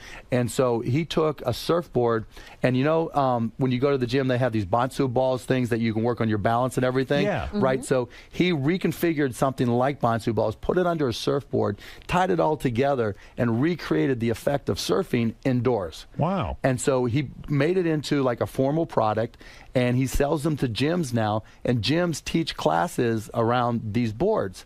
And it's almost like Zumba, where the gym buys 10 of these boards, and every class they charge like $25, $30 a class, and he collects money when he sells the boards and every time they teach a class by a certified instructor. And so he did, maybe when he came on the show, he was doing $18,000, $25,000 a month. He'll do $5 million this year. Wow. And his margins are 30-40% Wow. easy. And they can keep on going up from there. Hey, let me understand something. If I want to learn how to surf, do you think that I could sort of master the technique by just using the board? Yeah, absolutely. And then I have no danger because I've You always won't wanted. fall in the water. I've always wanted to surf, but I'm 59 years old. I don't want to kill myself, and I don't want to get eaten by a shark. It's good and bad though. So I went and did the class, right? Yeah. And so I'm 54, right? So I'm getting confident, right? And I do this little jump, right? And we're filming an update for Shark Tank, and I got too cocky. My legs went out from underneath me, and I jumped and just busted on my ass, right? Oh, no. It was crazy. Yeah, you but can kill yourself. It's surfsetfitness.com, so you can check it out. So some of these things, so that's going to make some money for you. That one's making me another related one, different company, but a guy, towerpaddleboard.com. Have you seen stand-up paddleboarding? Yeah, it's huge. Oh, he's killing it. So these guys went from doing $18,000 a month. They did.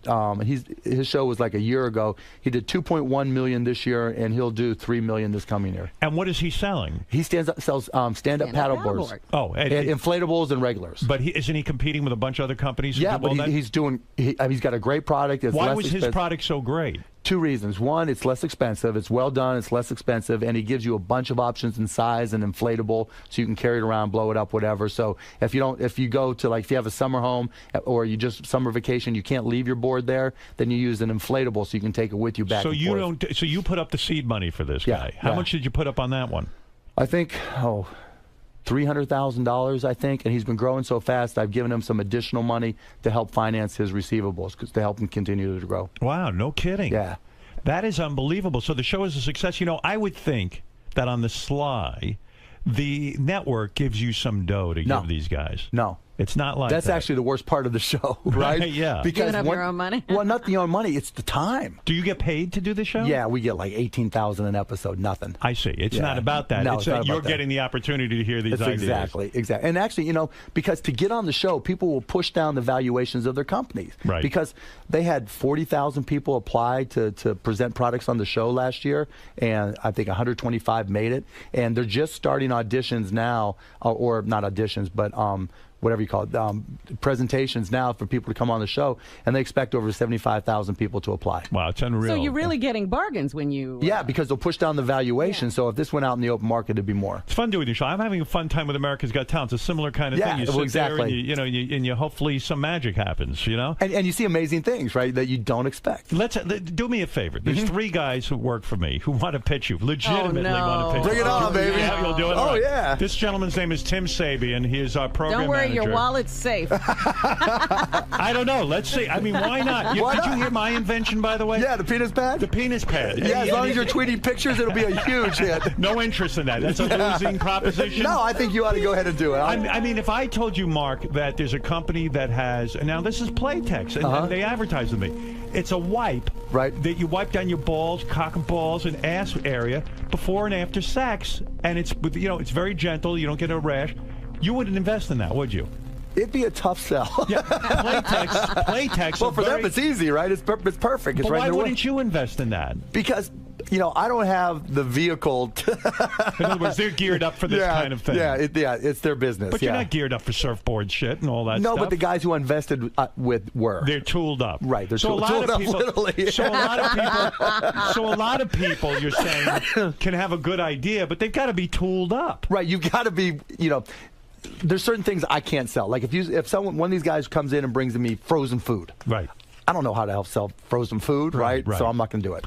Tim, go ahead. What is your idea? Bring it on, All right, Tim. My idea. Hey, Mark, welcome here. Thank you. I'm looking for a $250,000 investment on 50% equity in this business. Okay. It's an application that I had an unfortunate situation about a few months ago in the bathroom here, where if I was walking to work, I got sick and left the bathroom a mess. A mess. He shit everywhere, all over our bathroom. But go ahead. So I've come up with a Clean Restrooms app. CRAP. CR, Clean Restrooms. Okay, app. nice name, yeah. Okay, download it onto your phone at 99 cents. If I had the ability to do this as I was walking to work, I could have stopped in anywhere and gotten my shit together. What does it tell you? It tells you. It tells you where the if I nearest had the app bathroom on my is. phone, Oh, there's already an app that does that. This not what this does. Not what this does. Okay, go ahead. Not what this does. Why is yours different? Because it also has interaction with the user, where they can upload pictures of the app, of the Clean Restrooms. That it's a community. So it's Instatush. It's exactly. It's like when an app that tells you where a bathroom is. Yes, there are. But because I know when I was looking for jobs in Manhattan when I was a kid, I used the library and I was looking. I wish I knew where there was a clean bathroom. Yes, it's what Yelp is to restaurants. CRAP is to restaurants. All right, hold on. You made your pitch. Mark Cuban, any interest in this? Because $250,000 for a crappy app. We can negotiate. How about you just give him $250,000? Yeah, why not? All right, get out of here, Tim. Thank you very much. Very good. Yeah. What You is should know your, that Tim's invested a good chunk of his own money in this already. how much have you invested into this? A chunk, a little How bit. much? How much? But how much did you invest of your own money? Okay, $8,000 in this thing. Okay, but listen to this. Listen to this. I'm shocked. You saw what the ugly meter did in one day. That's true.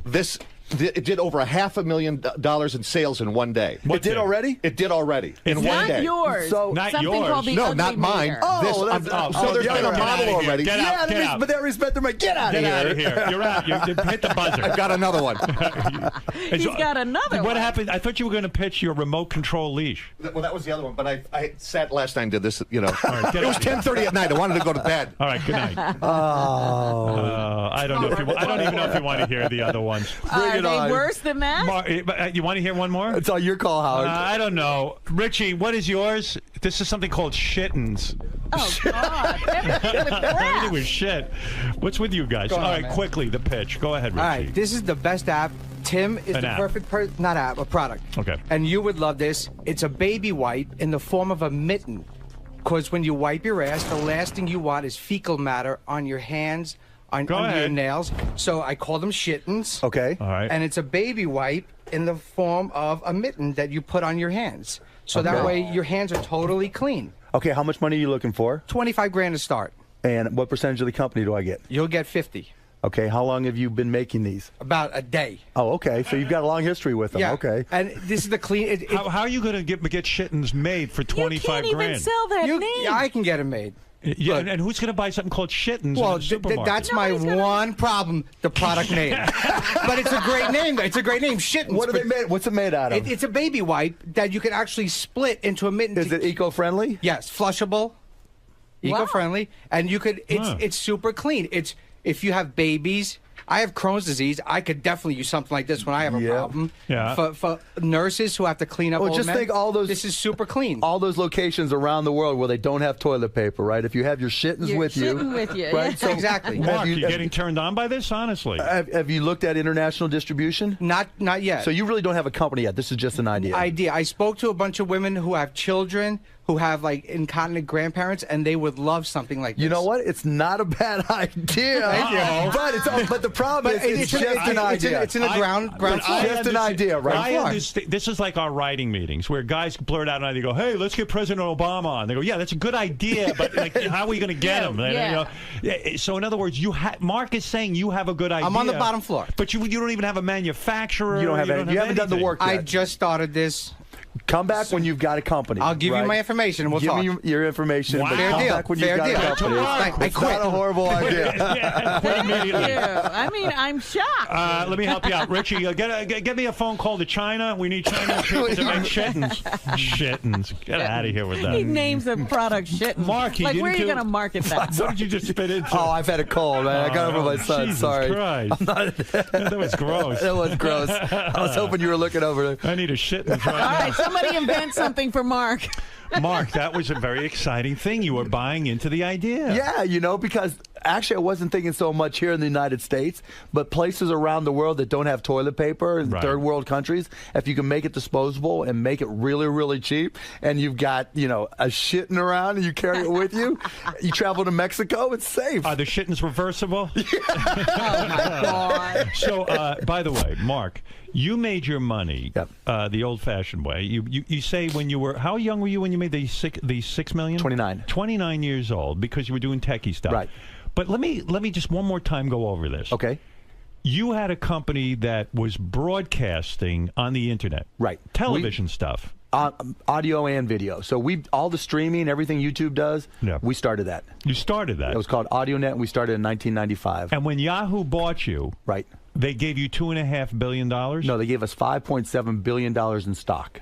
Right. And then, so I got 33% of it or whatever. Right. And then when Yahoo went to about $2.5 billion, you sold everything. When it went up, I did a hedge, right? They called it one of the top 10 trades all time on Wall Street. What did you do? So I got all this stock from Yahoo. And everybody else thought the internet bubble was going to keep on going forever, right? I'm like, there's no way. And so I sold calls, bought puts, so I protected my stock. And so it went up in value some more and went up to where my hedge was and then cashed me out. I see. And So then the whole market cratered and I was protected. when you cashed out, Yahoo went up a little bit more, and people said Right. to you, "Oh, aren't you sorry? Well, exactly Why right. didn't you hold on to it?" And you said, "I've got $2.5 $2 billion. Well, how much do you need, right? That's exactly. And you didn't get greedy in a Nope, sense. not at all. I mean, you could have kept saying, "I'll stay in another day. I'll stay in another week." Yeah. And if you had waited just a couple of weeks, probably about 6 weeks, I would have been fucked. Like, how badly fucked? You might have lost $1 billion. Oh, more than that. More. Oh yeah, no. Yahoo went from like $300 to like $5. The guys, it went from what to what? Like 300 to 5. Wow, in the matter of weeks. Yeah, probably over the course of a year, but it would have been impossible to really get out. Right, and so some of the guys that were in business with you all got stock as well. Yep. Did some of them stay in too long and get tanked? Yeah, I mean, I went to everybody that owned stock in the company. I said, do this. Get out. I'm getting Just out protect now. yourself, right? Protect yourself, right? And some of them did, but a lot of them didn't. Wow. They just got caught up, and there's some miserable friends that I have. And Like- employees, like the guys who put in. I was just talking to my partner Todd Wagner just the other day, actually. The guys who put in $30,000 ended up with $30 million. Wow. And some of our employees who were there right at the beginning that we didn't have a lot of money, we gave them stock, 15, 20, 25 million, and a chunk of them just lost it all. Oh, wow. That's a shame. Oh, What a killer. it's almost like you want to just kill yourself if something like that happens. I couldn't even imagine. Because you're worth $20 million one day. And That's then it. nothing. It's your ticket to freedom. Nothing. And then zero. Nothing. You're searching Somebody for a takes your job. ticket away. Wow. Yeah. And you begged these guys. You said, look, even you were the major stockholder, Yeah, right? yeah, I was the largest stockholder were by far. Yeah. You hit $2.5 billion, and you said, hey, if I stay in, maybe I'll have $5 billion. No, yeah. And But I you- told these guys, come on now, seriously? After the $2.5 billion, after buying the Mavericks, after Yeah. blah, blah, blah, blah, what are you worth today now? Probably more than 3 because I've made some good investments. Wow. Yeah. Wowee. Yeah, it's crazy. Wowie zowie. It's crazy. Look at you. And yet, like the rest of us, you can even get a cold. You haven't figured out how to conquer that. I haven't conquered a lot of shit, man. Shit, it's beautiful, man. It's beautiful. It's crazy, isn't it? You know? Good for you. I'm happy for you. Thank you. Thank you. And one wife. That's it, huh? Just one. Prenup? So far, he didn't get married when that did you get long married? ago. I got married 10 years ago now. And you did the prenup, of Did course. the prenup, yeah. I mean, she's amazing, and she knew me before, right? Right, She's right. younger, and she's great mom, great wife. Yeah, I'm happy. Yeah, that's what I was going to ask. So when you become a billionaire, how do you know why people are approaching? You know what? It was actually a lot easier than I thought it was. Really? Right? Because they all say the same thing. All the gold diggers say the same. I love to travel. I want to do charity work. Right? She's super hot, your wife? Yeah, I think so. Yeah. Very nice. Yes, Very yeah, nice. I'm lucky. Hey, wait, I got to tell you one thing, Tell me, right? yeah. Shark Tank, right? So I come on as a guest shark, and I'm talking, I'm online, I'm tweeting, right? I'm like, someone says, you know what? Did you know that Howard Stern was tweeting during private parts? Right. And I'm like, what a great idea. And I'm like, has anybody done it during a TV show? No. So do you do that now? I did it during Shark Tank when I was a guest shark. The ratings, we immediately started trending. Yeah. The ratings started going up. Now they're like everybody on television Yeah, tweets. I was looking at Twitter when I first got an account. I said, well, what could I do with this thing? And my movie was playing just Right. coincidentally. And I said to all the followers, hey, I'll tweet some hidden sort of behind the scenes stuff. Right. And it caught on. People like that idea. And I copied you, right? Good. And no lie, that had a lot to do with one of the first surges of Shark Tank in the second season. Was the show a hit right away? No. It was not. No, it was just mediocre, and then they changed up some things and brought me on as a guest shark. What network are you, ABC? ABC. ABC, yeah. And was ABC close to canceling it?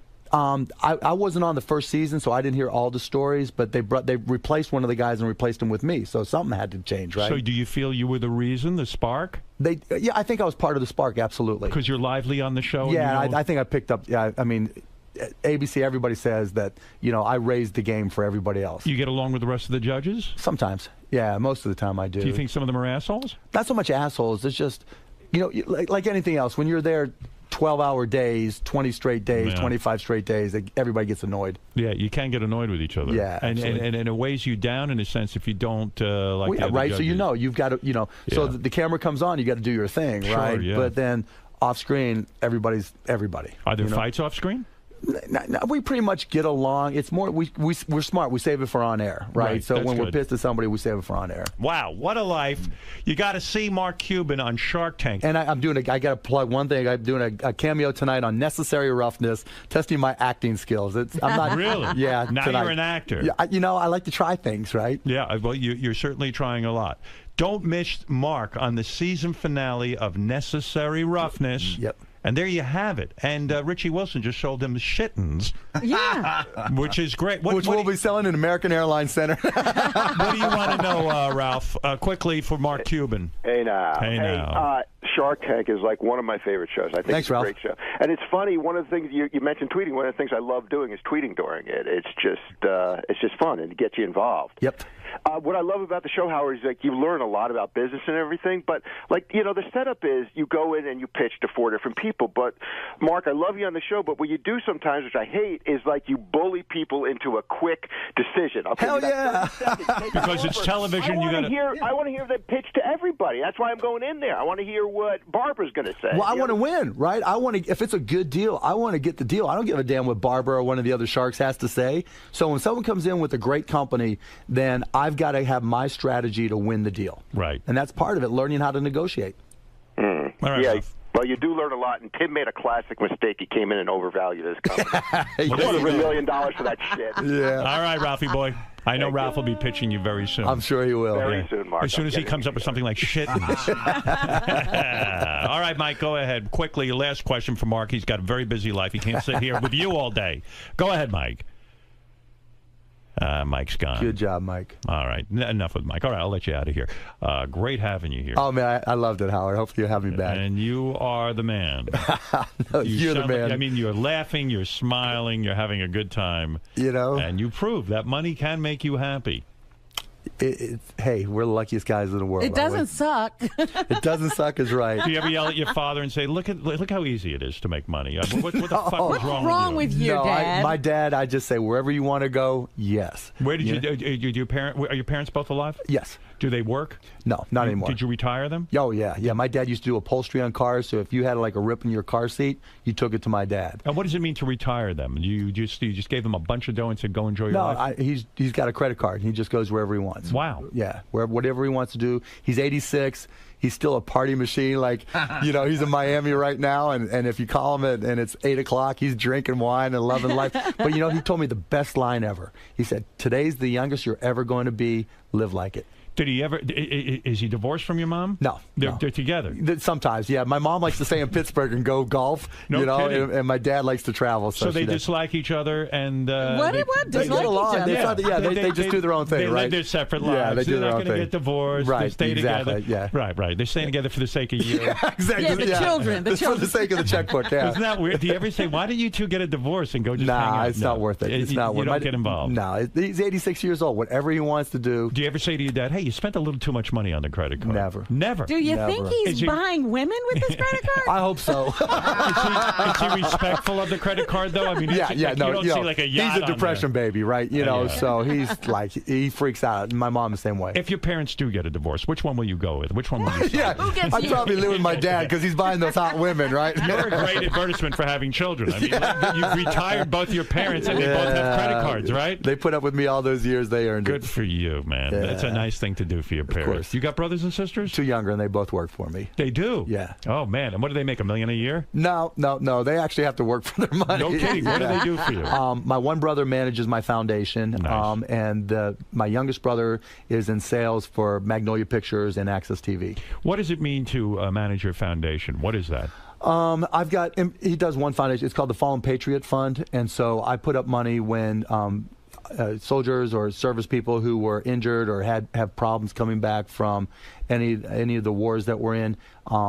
Sometimes there's certain care they don't get, so I just put up the money for it. And what does he do? He makes sure that the money goes to the He right goes place? through the applications and makes sure we pay off their bills or do whatever they need. Yeah. Is that a big job? I mean, Yeah, that's it a is, lot of because job. we don't go out and raise money for it. I just pay for it all myself. And What does so- that cost you a year? I don't even know. I That's don't a even look. beautiful thing you're doing. Yeah, man. it's just the right thing to Hey, do. people go Yeah. fuck themselves if they criticize you. Well, You that's, know what I mean? but I don't go out and promote it or anything. Yeah, I don't go out and promote it. Yeah. No, okay, I understand. You're quiet about it. Yeah.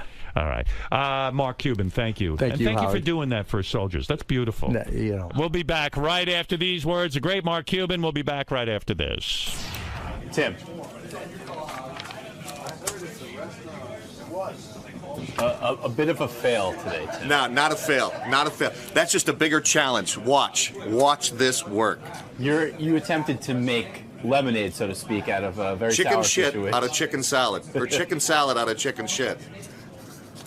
Have you officially let this incident go now that Mark has not endorsed your idea? It's a bigger challenge now. Now it's a bigger challenge. Now watch this work.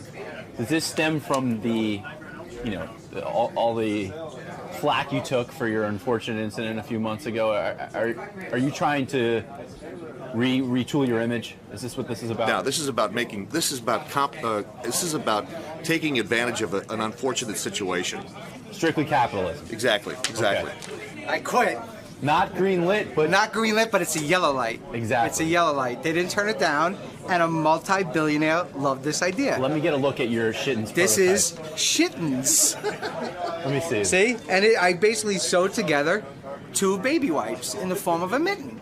And it's super clean, it's biodegradable, and it's, I think, the perfect product for women who have children, or if you have butt problems, this is the perfect product. And even on an unseasonably cold day, you can throw them on. Exactly. And they're warm. If you're in the woods, you got to take a shit when you're camping, pop on a shitten, wipe, throw it away, and your hands are clean. What if you don't want to touch the subway rail handle? Exactly. For a germaphobe? If you have to touch a whack pack member, Right. you wear your shittens.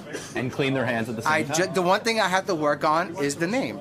That's it. I have to think of something else besides shittens, but there's something there. And some logistics, like distribution and manufacturing. Exactly. Look, you can get let's just say if some celebrities can get clothing lines made in these third world countries, I can certainly get this made.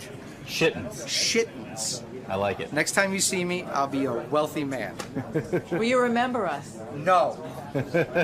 I'll remember you every time I wipe my ass. Mark, a couple of, shall we say, interesting ideas or prototypes going on today. Yeah, it was definitely Shark Tank and the Stern Show. Shittens. I mean, I think everybody needs one. I can tell when it's a hero or a zero, like Lori on the show says, and that was a hero. I mean, all across the world, no one will wipe their ass with a bare hand ever again. No one will ever wipe the baby's ass with a bare hand ever again. No more fecal matter anywhere. It'll be huge. Thank you. Huge. Now, the dude who brought me the idea, he was worthless. Worthless. Just think, if you go hunting, that's the perfect thing for hunters. Wipe your ass. You have to use a leaf anymore, nothing. Wipe your ass and you're good. Leaf-free pooping. Exactly. Who knew? No, it actually wasn't a bad idea. You should just see if there's anything out there like it. There is stuff like it, but for computer wipes, nothing for the skin. Well, yeah, seriously. I mean, it's just one little change. And here people it'll be tough to get them to change habits. But I mean, just like for dads who don't know how to, change diapers, the dad protector or something like that. It's not I don't know what the competition is, but it's not a horrible idea. They said the same thing about Post-it. Who thought about putting glue on the back of a piece of paper, on the back of a notepad? And I'm just reinventing the wheel. Why not, right? Why not check it out? And then apply to be on Shark Tank. Seriously. You should. I will. I'll do it.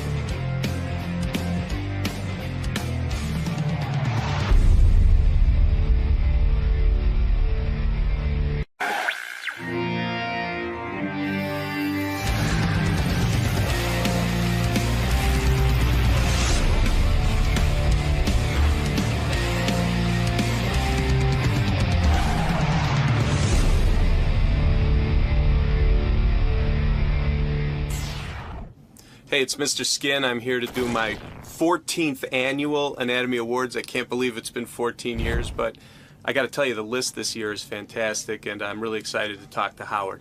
Wow, 14 years. Yeah, I mean, the fact that I've been doing this for 14 years is one thing. The fact that it's so much fun is another, and I'm really lucky to be able to do this. But really looking forward to seeing Howard today. Well, we look forward to it, Mr. Skin. I like to say personally, I feel like a kid again, like I was an 18-year-old first discovering your website. Well, cool. Well, you're going to discover some really cool nudity today because I don't think you know a lot about these scenes, so it should be a lot of fun. Very skinformative. I tried to think of a new word before you came in today. Skintastic, skinformative. Existential. I've never used that one and probably never will. That's a bit of a reach. Yeah. All right. Good luck in there today. All right. Thanks a lot. Howard, I've never seen a guy run a website better, and I'll tell you why in a second. He sends out an email. I get an email from him every other day.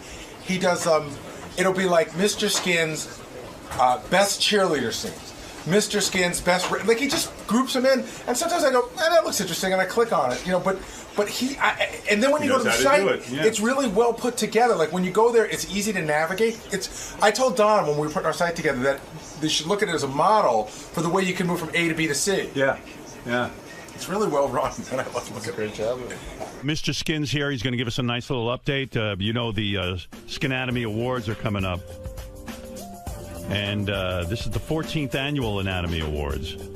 And Mr. Skin's a great guy. He says business is up 25% when other companies are down. I wonder if Mr. Skin will ever go public.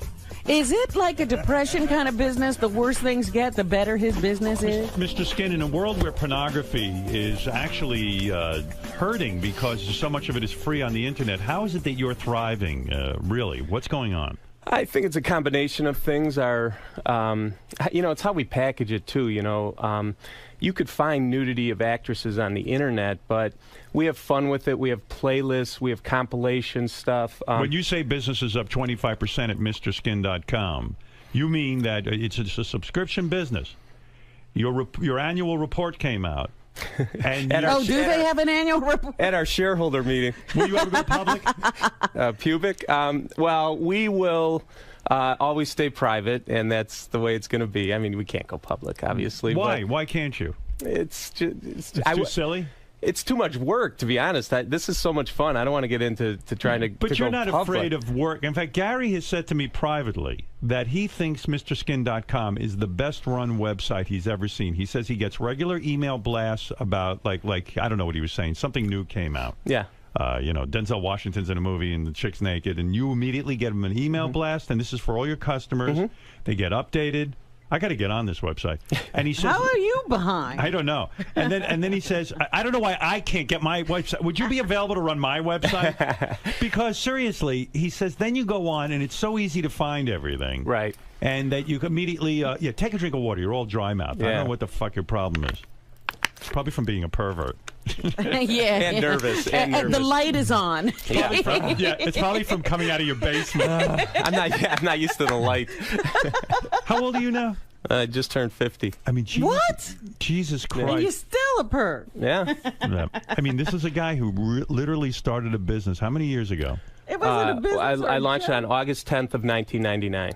He launched the business in 1999, and he was basically taking clips from movies and saying, "Here's the good parts." Yeah. Here's the Well, you were dirty saying, parts. you know, what Gary was saying. We really I have an amazing team that works for me. I mean, I have guys whose full-time job is just to go through movies and look for nude scenes, or go through TV shows and look for nude scenes. Plus the technology people, the customer service. They love the job, and it shows obviously with How the many website. people What kind of customer service? Yeah, how many people are in your customer service department? We have 3. Wow. Yeah. No And what do kidding. they do? What do people we call get about? so. I mean, we get 9 million visitors a month to the website. Good Lord. Yeah, and that hits, Howard. People, 1, 2. You know. Yeah. It's a lot of people, and Yeah. you need to be able. If someone has a problem, an issue, they can't figure out. They forgot their password. You have to right away be And able you, to. and you don't outsource that to India? Like, hello, this is MrSkin.com. What can I do for you? I have my sister's one of the customer service people. Is she hot? Yeah. Would we ever see her nude? I don't think so. Yeah, she's what got is it, little Gary? kids. There's not a subject or category that he can't narrowcast. Like, I'll get an email the other day. It was just best scenes with teachers, right? Right. So it's like teacher-student scenes. So, and then there's like 30 of them in a row. Right. But then they start to, I can't remember what you've done recently, but they just get, best cheer